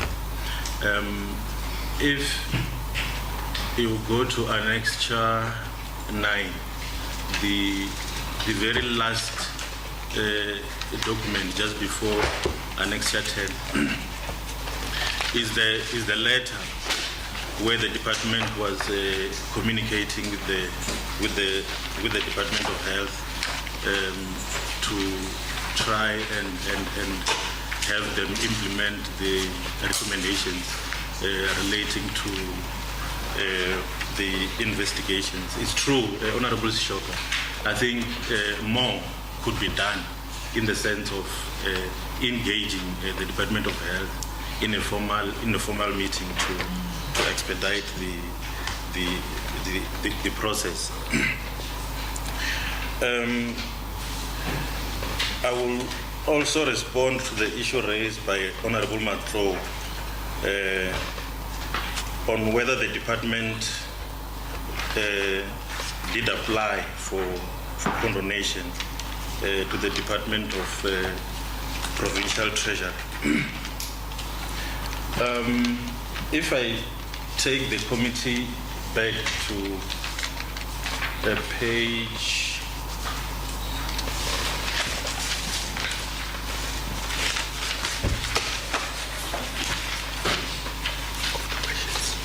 of the questions, sorry.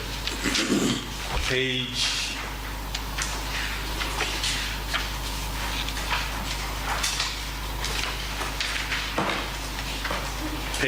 13. The matter relating to erroneous bonus paid to the provincial, to the official.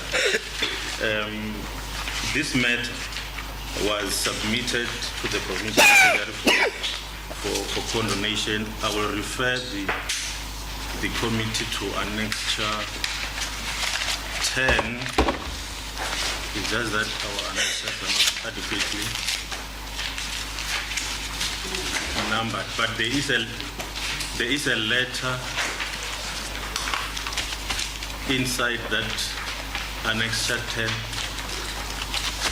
which is a response from the Provincial Treasury, where they indicated that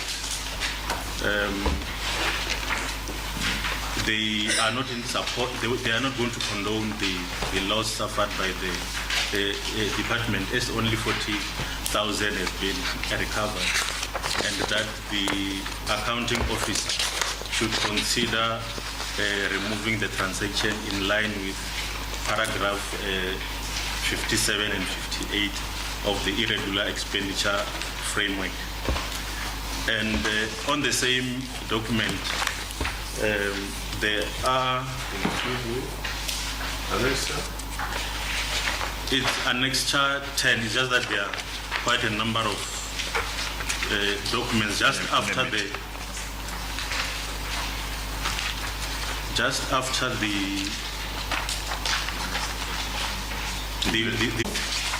is a document which is written Annexure C on top. C. With a marking pen. With a marking pen.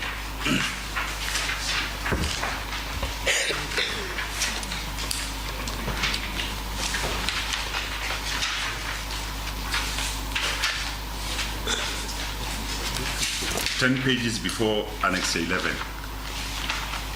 10 pages. 10 pages before Annex 11. proceed. Okay. Thank you, Honorable Chair. I'm Chiskawi Joseph Matodzi, acting CFO for Social Development. As I was indicating, the communication that we received back from the Provincial Treasury was that they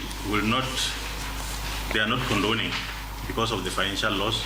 It was referred back to us, and that the accounting officer should consider removing the transaction in line with paragraph 57 and 58 of the framework. And then the second transaction there was the 65,000, which was condoned, which is also part of information that is on our irregular expenditure schedule. And also the 12,000 also was condoned.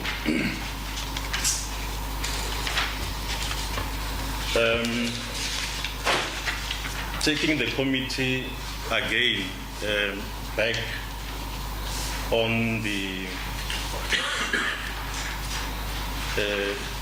questions, page 20. The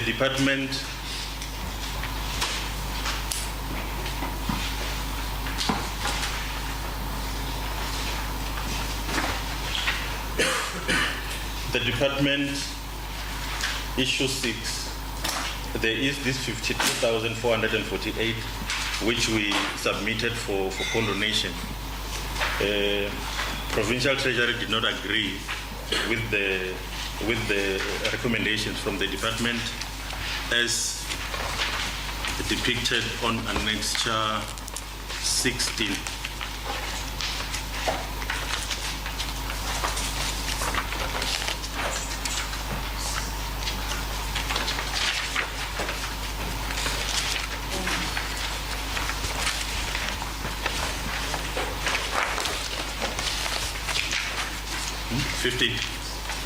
Thank you, Mr. Scott.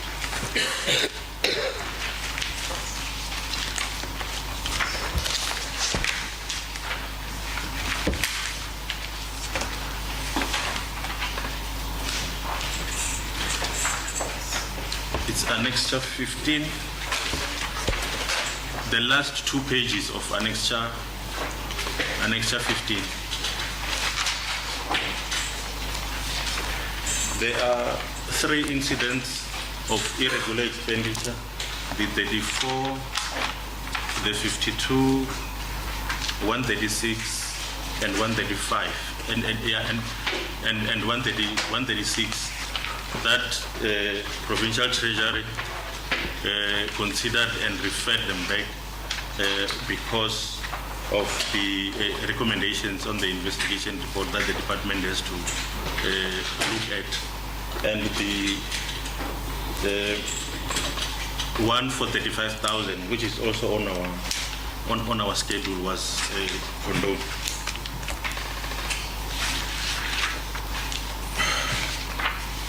And then on the issue raised by Honorable Matko on compliance with the monthly reporting framework, if we go to Annexure 23,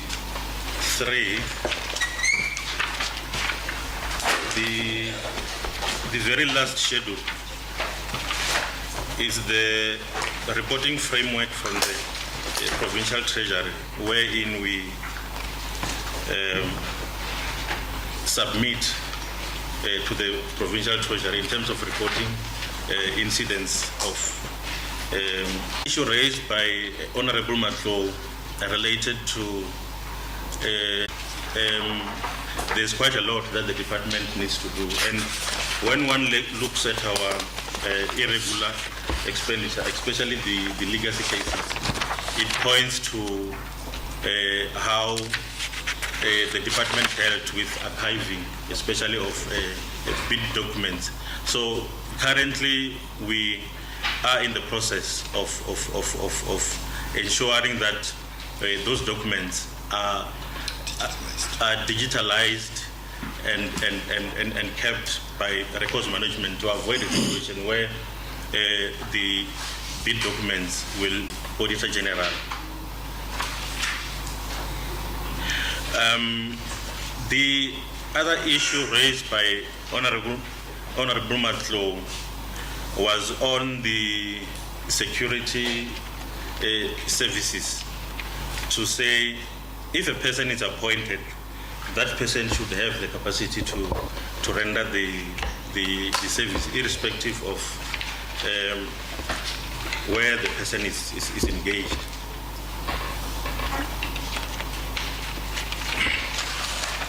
The issue Honorable Matlo raised it's actually correct. The issue of capacity does not necessarily arise.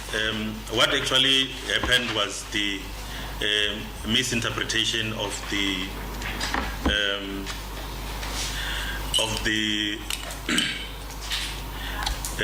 section 21F of the triple PFA, which allows for awarding to companies, or should set the objective criteria beforehand, so that all bidders became aware. When one looks at the paragraphs that were on the specification, they were not necessarily addressing what the Act required in terms of setting the objective criteria.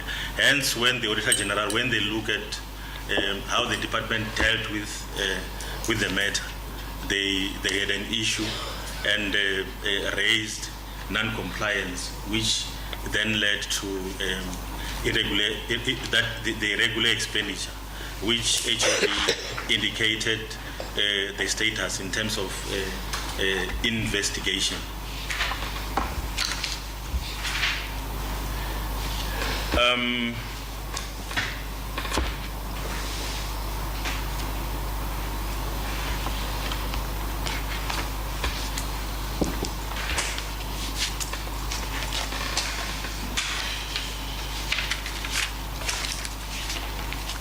Yeah, I think for now I will stop there and pass it over to the corporate, especially on the erroneous payment. Thank you. My name is Dennis Matwejo, Chief Director for Corporate Services. I think I'm going to respond to the management bonuses that you paid. Let me start by highlighting the sequence. I'll just be brief to say this was the performance assessment for the performance management cycle of 2013-14, which was paid in 2014-15. And Auditor General concluded the audit at the beginning of 2017. Maybe let me also clarify that in the past, when there were similar incidences of erroneous payment, Section 38 of the Public Service Act was enabling the department to recover the money.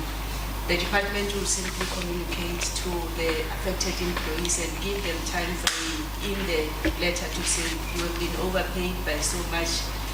We want you to acknowledge receipt and indicate how we are going to pay within a specific period, and failure, the department will then recover the money because you would have been notified.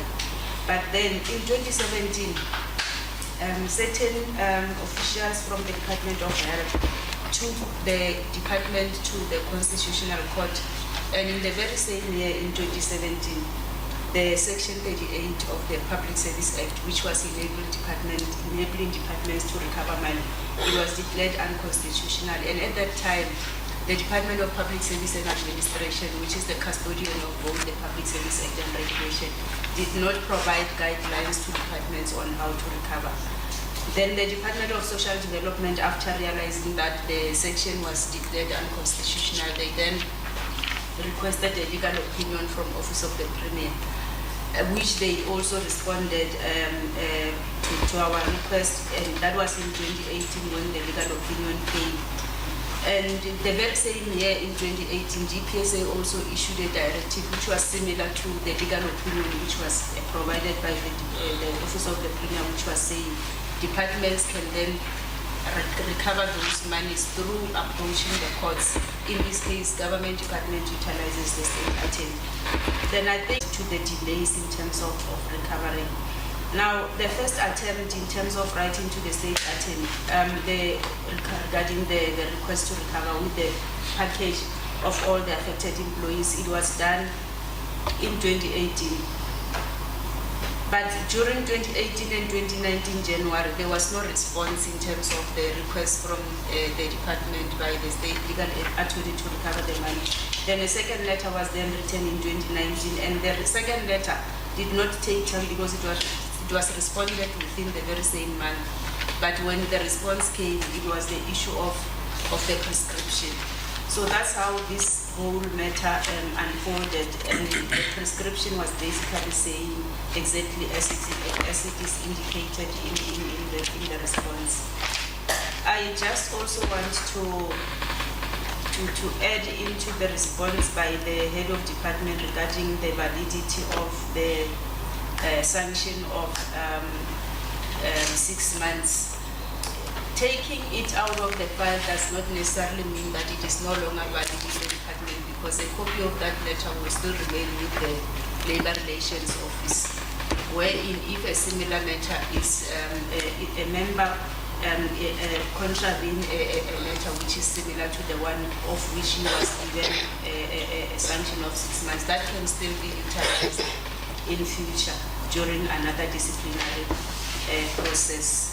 So I think I've tried to clarify the sequence, and that is just the predicament which the department found itself in, basically because of the lack of clarity on how to recover the monies and the delays in the state attorney to respond, but also partly even in terms of the department not following up on the first request, because the prescription happened after the first request was issued and after the second request was also submitted, reported back in terms of the response from the state attorney.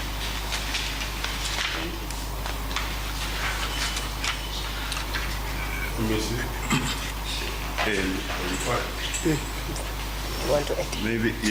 Maybe Chair, just to come back and make an addition, sort of, further clarity relating to what was raised earlier by Honorable Shoka around the plan of the department not being concrete enough in terms of seeking to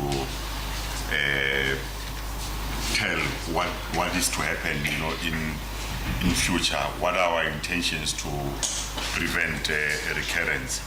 We have taken note of that, Honorable Shoka, that the plan that we have actually developed, which is focusing on the 9 points that are there, will improve and make sure that it is actually at a level where it is not just operational in terms of the daily activities that we still in any way have to do. So in other words, it means there must be an extraordinary effort that we actually put to ensure that we overcome that. We don't repeat what we have in the past been doing and what we are currently doing, because when you are faced with difficulties, obviously you have to explore extraordinary measures, which can contradict the current status quo, so that the current status quo can actually be something of the past and you come up with new measures altogether. So we'll do that definitely.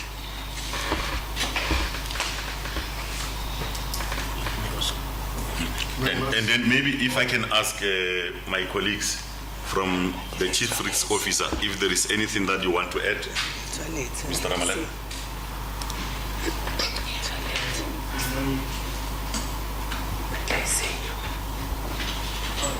Just raise your voice. Just talk. Thank you very much.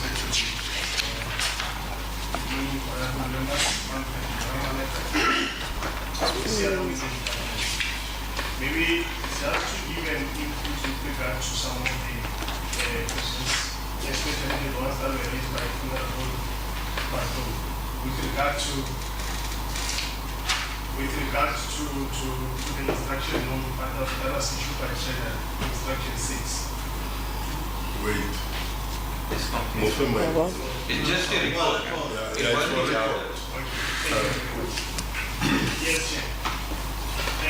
My name is Dr. Ramaleka, responsible for this management. With regard to the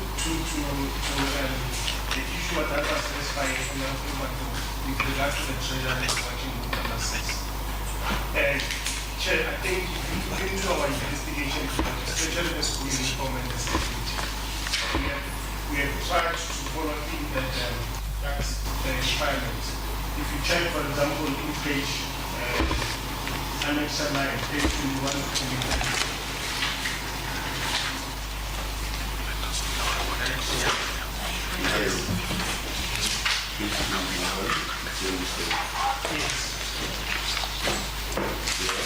Yes, those are the page 21 of 27.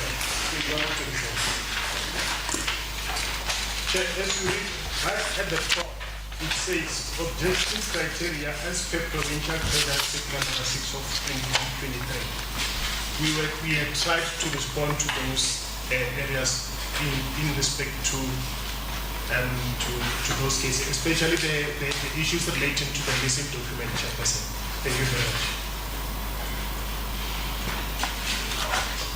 Let me see. I think there's 2 more questions that we failed to clarify. Can they be clarified? I think we have given him an opportunity to respond to all the questions. Yes. So the ball is still in your court. Thank you, Chairperson. My name is Dedis Mapejo, Chief Director for Corporate Services. I wanted to give the status of the recruitment of the Chief Financial Officer and the Supply Chain Management Director. Starting with the latter, the Director for Supply Chain Management will be starting on the 1st of April, meaning that next month. And the Chief Financial Officer will be, the interviews were conducted on the 14th. There will be writing competency assessment next week. So, and again, the last one was the issue of Ramashala. Indeed, the declaration from it applies to all. Ramashala is the head of Skutuku.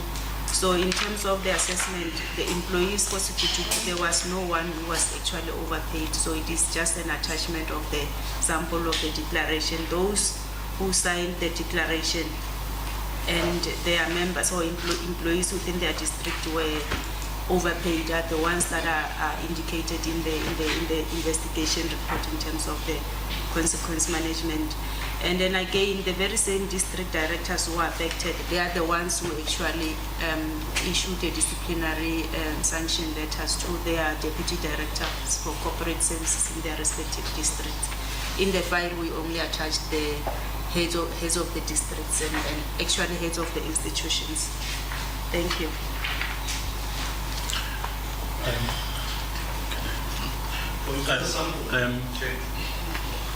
Can we give the opportunity?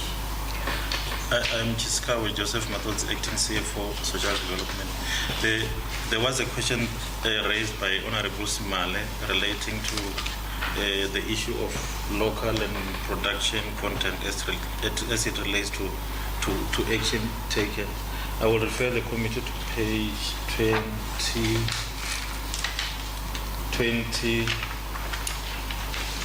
of 35 and 21 of 35. Most of incidents of non-compliance to local and production content happened during 2018-19, and 2 were actually condoned and action taken. However, majority of them are those that Provincial Treasury referred back to the department to review the investigation report because they were not happy with the recommendations from the report. The last issue was the one raised by Honorable Silane on why the department did not go to the provincial treasurer as relating the issue of the 403,000. Again, I will refer the committee to page 10, the Annexure C that I referred to, which is the letter from the provincial treasurer. It's Annexure 10, which spoke to provincial treasurer not allowing the condonation and advising the accounting officer to remove the transaction in line with the framework. We, however, note the inputs from the committee. In future, it's something that we will also consider, so that we also get the inputs from the provincial treasurer as we finalize similar matters. Thank you.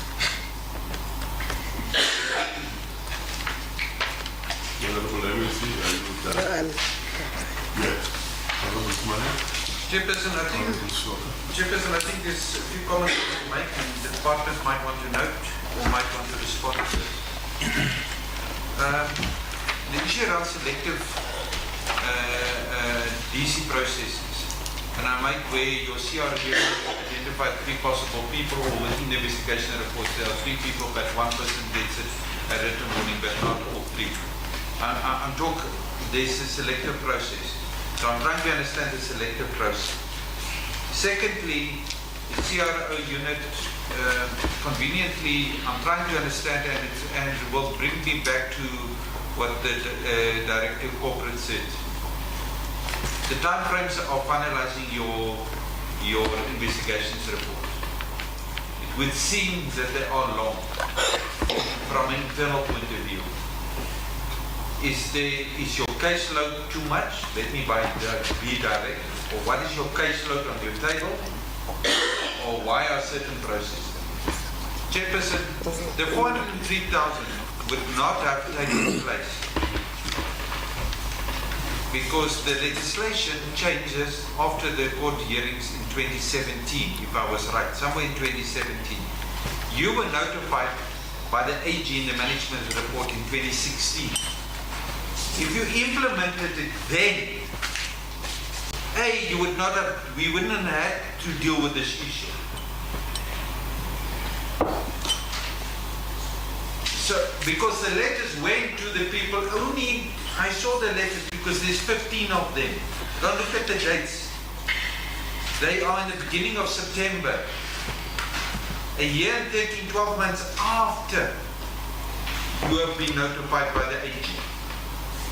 So let's forget about the money that cannot be recouped because of you made a mistake.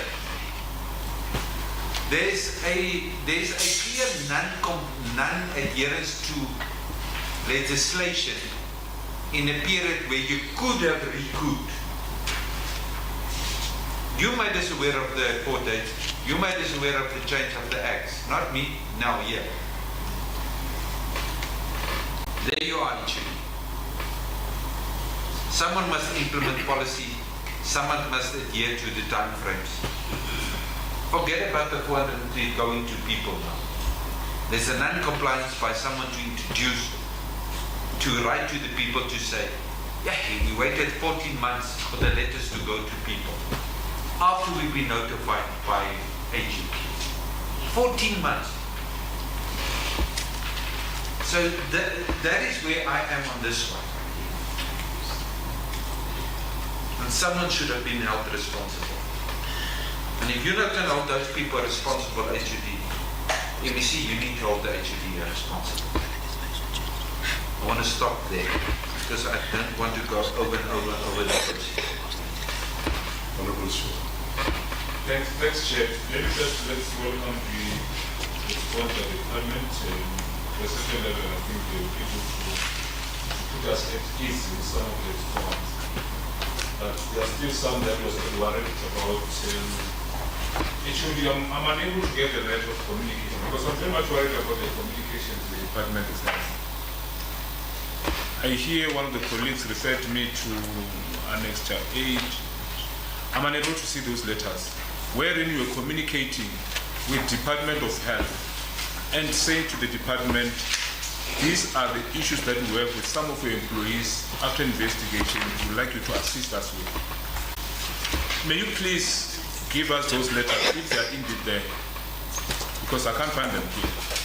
But secondly, taking it from what Honorable Smale has said, I'm very much worried about the letter on the 403.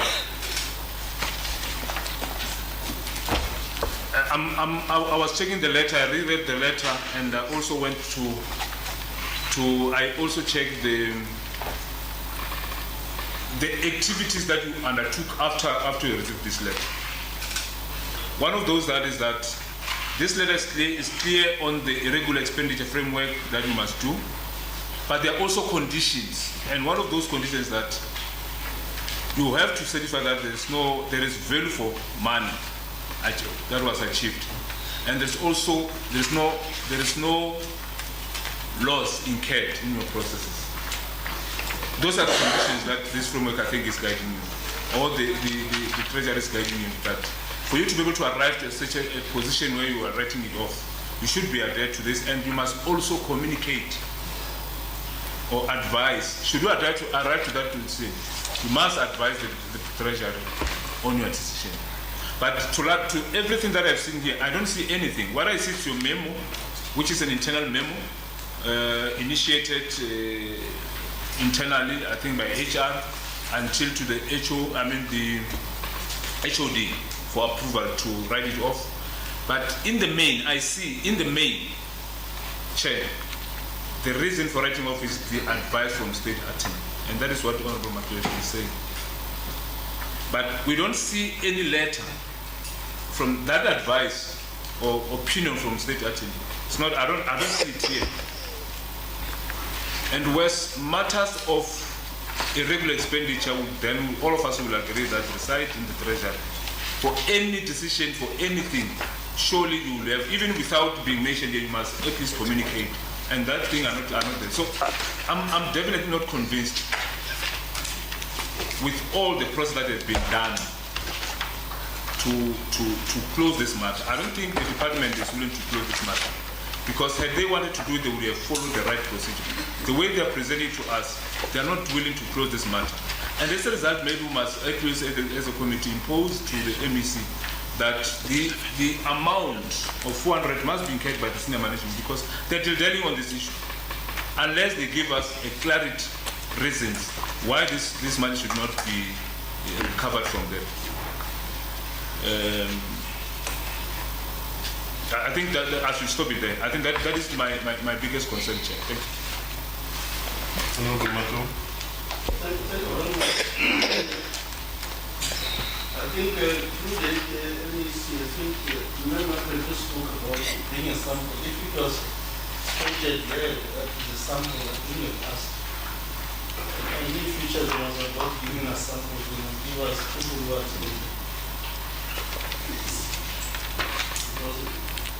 that is in fact playing with about the state mind. Some of us will go through the document and pay. They've attached an irregular expenditure framework. And I refer the HOD and the chief that attached the irregular framework. Speaking from 403, that one almost shall speak about, and they go to page 19 of that attachment, and they go to number 57 and number 58. What does it say? If they can put that regular expenditure framework, that I could bring about that. So I still need for the agency to be given a memo to sign, because that is a circular that we have been administrating to the agency there for many years, for which to know it by heart. So don't carry on the government. They are what they are going to do.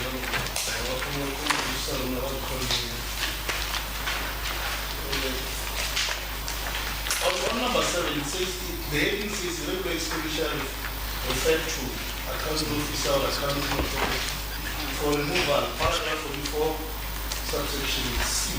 It speaks about number 57. It says the accounting officer and the accounting authority is regular expenditure that was not condoned by the relevant authority. It goes to number 58. Removal of local expenditure must take place only if the accounting officer or the accounting authority is satisfied that the recommendation of the loss control function or another relevant function, in case of the determination in the function that conducted that investigate confirm that 1. The matter is free from fraud, corruption, and other criminal conduct. B. Disciplinary action has been taken against the responsible employees concerning the subject of commitments, did not suffer any loss. Did not suffer any loss. That is C.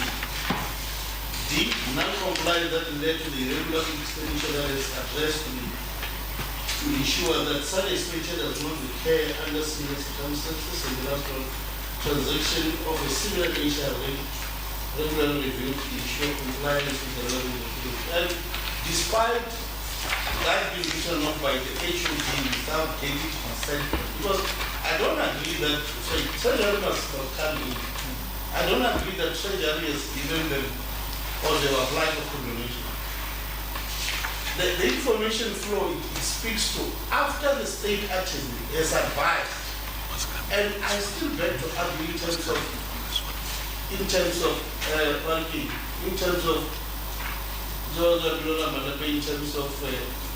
coordination of the dates for me, the dates in relation to engagement with the state actually doesn't speak to what the government has done. Check those dates. The state attorney is also telling you that you came 2 years after on the matter in question, and is advising them to write on the debt, right? It's advising them. It's advisable for you to do that.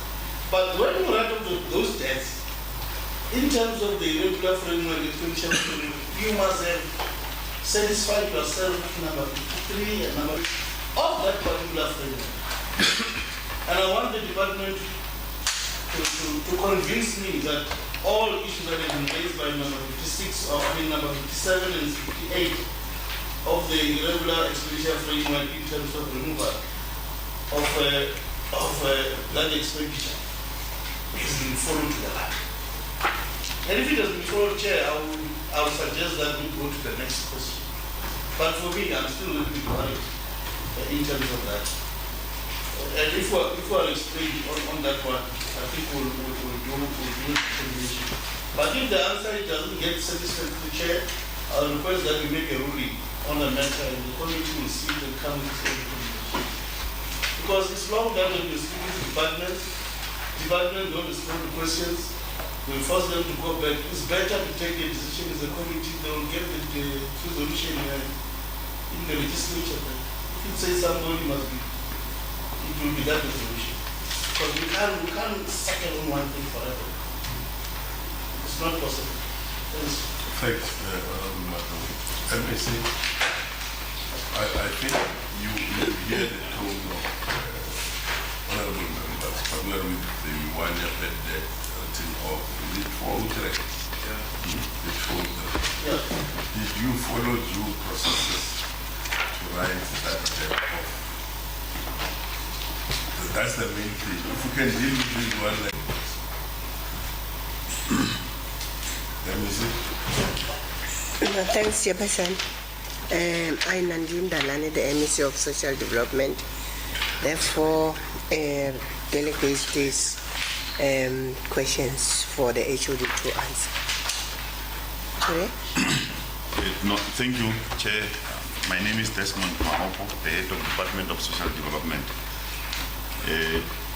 Chair, I think my starting point would be to Honorable Small raised around the turnaround time in terms of finalization of the investigation report.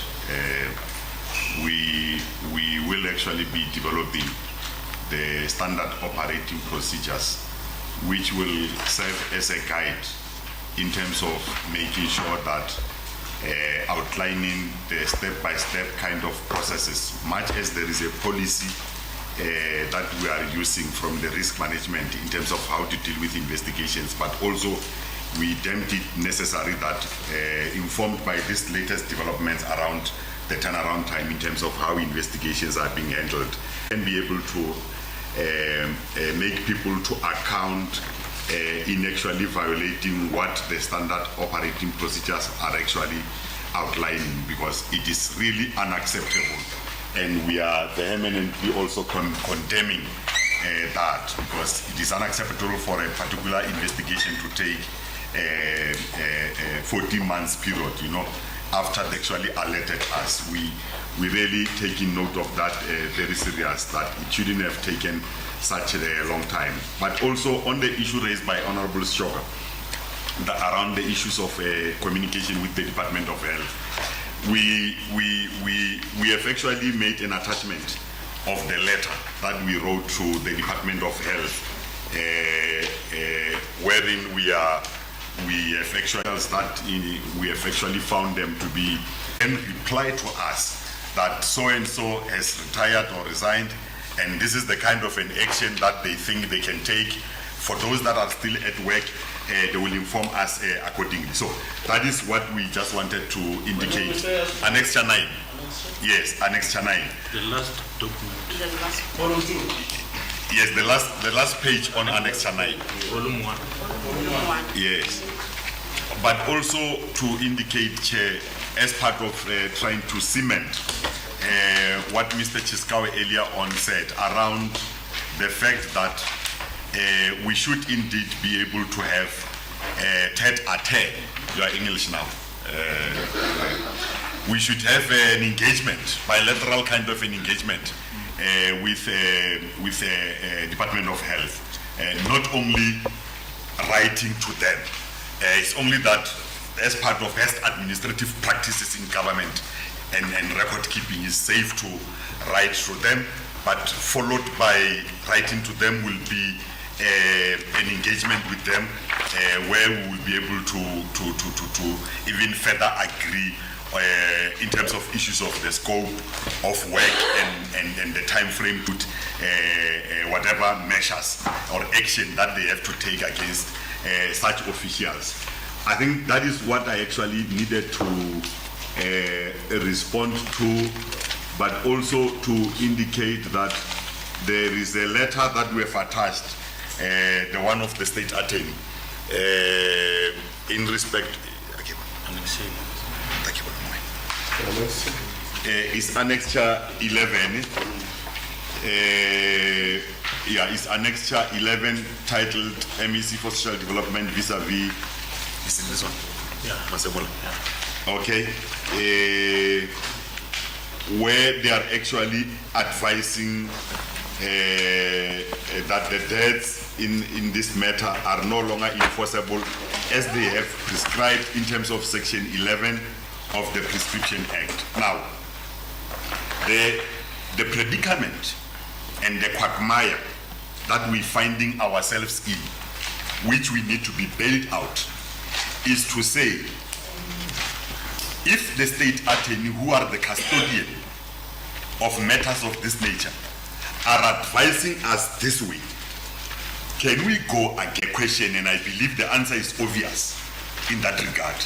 So, they are in the process, guided by what the state attorney, who are the state attorney of government, who are bestowed with the responsibility of handling cases, as I was saying, and litigations that are involving officials. And they are saying to us, upon them doing their own legal research, whatever case laws that they are able to quote, they are arriving at this particular conclusion and they are advising us as such.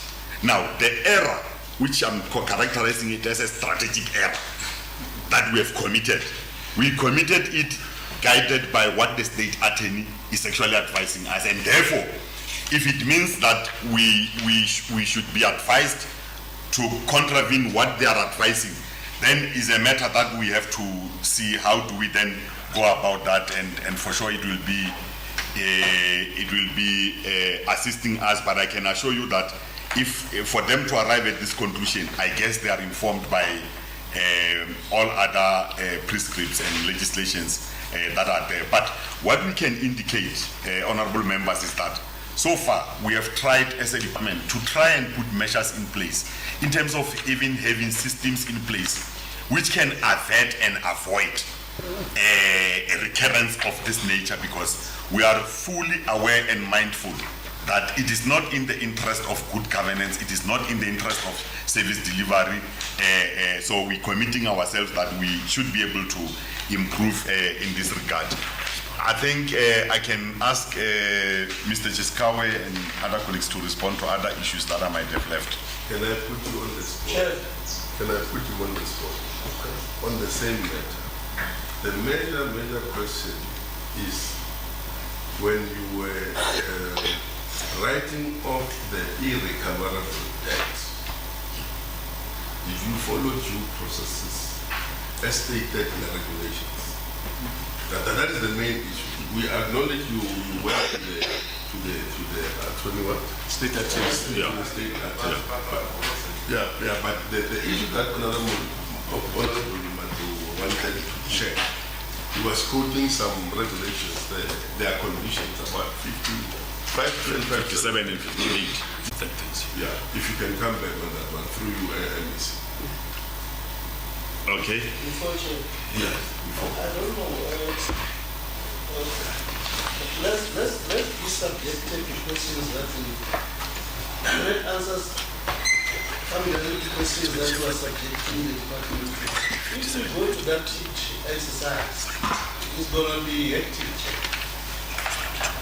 Because we'll go to all the responses that they are responding, and we'll start questioning the responses, and we are not going to finish. Can colleagues speak to all issues that were asked in terms of regulation? We are aware of the responsibility of the state attorney, but the state attorney doesn't have responsibilities like treasurer. It's a question in relation with treasurer. And immediately the response comes in a manner that it undermines the question that I become perturbed. It will take time for us to complete it. Because we'll go to the same question that and the answer that he has given. And it's not going to be nice. Can we subject ourselves to areas where we question? Thanks. Can I possibly, can I check the input by Treasurer? Maybe you will assist us. Okay. Thanks, Chairperson and honorable members. My name is Martin Baka from Treasurer. I think the advice that we can give, especially to the department, is I think speaking to the issues of their transactions in a long time to investigate. The framework that Honorable Mako is referring to gives certain elements, there are elements that need to be followed. The first one is an assessment when the investigation happens. It's just to see what happened. Is it irregular or is it yes? Then you determine the provision of the law that was transgressed. Then you say yes, it is. The second element is the determination. Who was involved? What controls were transgressed? Did you suffer a loss? And for loss determination, you must do an empirical calculation. You don't just say services were rendered and there's no loss, because service can be rendered at a higher price. Then you have the loss. And when that is done and you have completed that process, and even if that is not only with the evidence, you are able to make an application. You only do an investigation if you suspect criminality, fraud, and other things.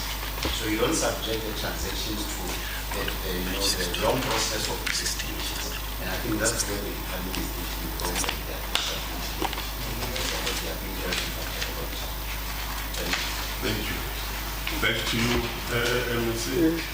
No, thanks, Honorable Chairperson. I, Nandin Dalani, the MEC of Social Development, therefore delegates these questions to the HOD to respond. No, thank you, Chairperson. I think that maybe I can. Oh, I'm Desmond. Still going there.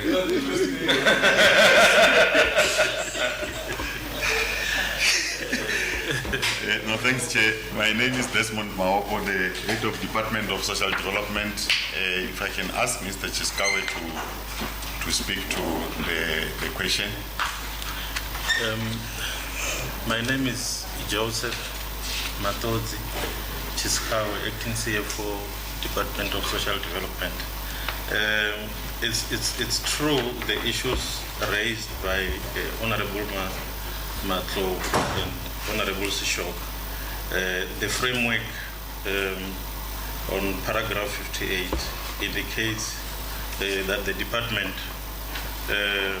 or public entity, whichever is applicable, did not suffer any loss. However, if I can refer honorable members on the same framework, on page 16,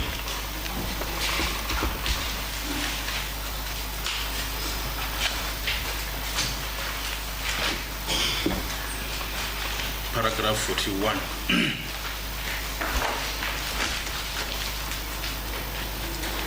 It says, if a person responsible for the debt has left or is not in the employ of the department and denies liability for the debt, the accounting officer must refer the matter to the state attorney to confirm the debt liability in law. In the case of constitutional institution or public entity, the accounting officer or accounting authority may refer the matter to their in-house legal division if applicable, or to the external legal advisor, the legal provider to confirm the liability. 42, the amount of the debt, if the amount of the debt is irrecoverable from the responsible employee, the accounting officer of the department or constitutional institution may write off the debt in terms of Treasury Regulation 11.4. In this case, in the case of public entity, the accounting authority may write off the debt in accordance with the debt write-off policy of the public entity. So it's true, the department suffered a loss. There were efforts to follow the matter up. I take the inputs from Honorable Smale in that there were delays. It's something that as a department perhaps we may have to look at. But in terms of our debt management policy, if we get the letter from the state attorney, as indicated by the HOD, referring to the honorable members to the annexure where the state attorney advised the department, the department is required to then write off the debt. That is the process that we have followed, notwithstanding the issues raised by the honorable members in terms of the delays before the new legislation kicked in. Thank you. Honorable Mashonga. You can't be subjective in terms of reading the framework. It's subjective to see this answer. You read the framework in totality. You don't read it by piecemeal. We should have also went to paragraph 44, where in terms of what I quoted, it speaks to that paragraph 44. You see, that is a problem of our officials. They don't read the framework in totality. You read it to suit your answer by that time. That's why they always fight with the office of the issue. That's why I'm saying it can't be. When you have parents, accept that you have parents. Because I've asked a simple, he's not responding to my question. I'm saying to the honorable member that did they satisfy themselves in terms of irregular expenditure referred to as the accounting officer for removal of paragraph 44, item C. He's quoting, because this document, you can't read it in piecemeal, you must read it in totality. After you have done it with the state attorney, these are responsibilities of the state attorney to deal with the issues of liability. And we'll go back to what Chairman Pandela said. The department does accept that they didn't follow due processes. They didn't go through the process in terms of application as the office of the audit. And we don't want colleagues to be seen fighting from the AGA department, but we want to help the department. Because these are due processes that should be followed, and they should go back. And because the issue in question on what Mr. Pandela said, it will hang in the books of the department. It will never go out, it doesn't go through treasury, it's condoned, and it's allowed to be. The writing of that the HOD has done is the liability of objectivity of the state attorney. But he has not done it in terms of issues that relates to the PFMA and also including the irregular expenditure framework as stipulated. In essence, if SCOPA wanted to recruit that money, we're going to say we're going to recruit it from him. If we could follow the principles of the law to the latter. What the acting HO, CFO is doing, you are selectively copying the regular expenditure for anyone else, which guides you particularly as an acting HOD. Therefore, I would say the acting HOD is also misguiding the HOD, the acting CFO is misguiding the HOD. Because it's subjective in his code. On this framework, the same framework that he has read, you must go down and pick other issues that speak to, issues that relates to how you what would you consider? How you write off that particular. And also check on the same annexed bill that they given to us. I will also go back to it. There was a letter that was obtained by the state attorney. It says, this is your own document. We go to number 2. It says MEC for social development vis-a-vis facilities what 47. It is noted that since Arena on that item number 2, what did the department do? This is a letter that you're speaking of. It's from the state attorney. Would you respect this matter, but it's not my relative, but yeah. Now, what did they do on that? If it's what acting CFO is saying, I'm taking it back to the same letter that it speaks of the state attorney. It speaks to item number 2. What did you do as a department? Because there the state attorney was also instructing you to say what is it that should be done. We'll appeal, Chair, and if the answer is not, we are not getting the answer, we'll request, we'll make a ruling, we'll go forward, the committee will take a decision, they will write their own report. But we wanted to help the department. And colleagues, they don't see that we want to help, they think we want to pin them down. And it's not our intention. Our intention is to help the department so that this issue must be out of the risk of the department. And the only way to do it is to go through the process of pressure, nothing else. There's nothing that will bring that thing out except as you get. And they didn't answer me the question that was asked you of did they apply to provincial treasurer? And the other question that I asked, on a monthly basis, if there were issues that relates to financial management at the treasurer, because the truth it means money for the issue of financial. And there's not even going to do it. They want to you take all this that idea. So you of coming back is such a people can it doesn't time on the can actually all that public yes, can you give us a proof how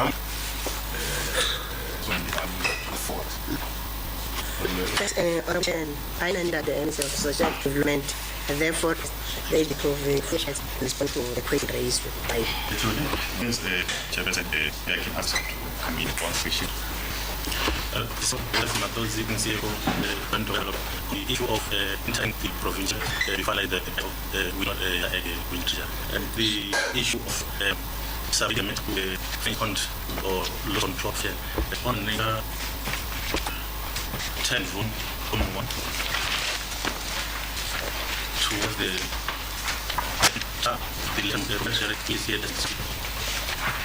rest for the house the founding the documents the recommendation from the panel of so in terms of no issue because things of some consider it maybe community business manager. No, which is how it was where it was like to interact the project. I'm lining the project. Why didn't you do that? It's just the one of the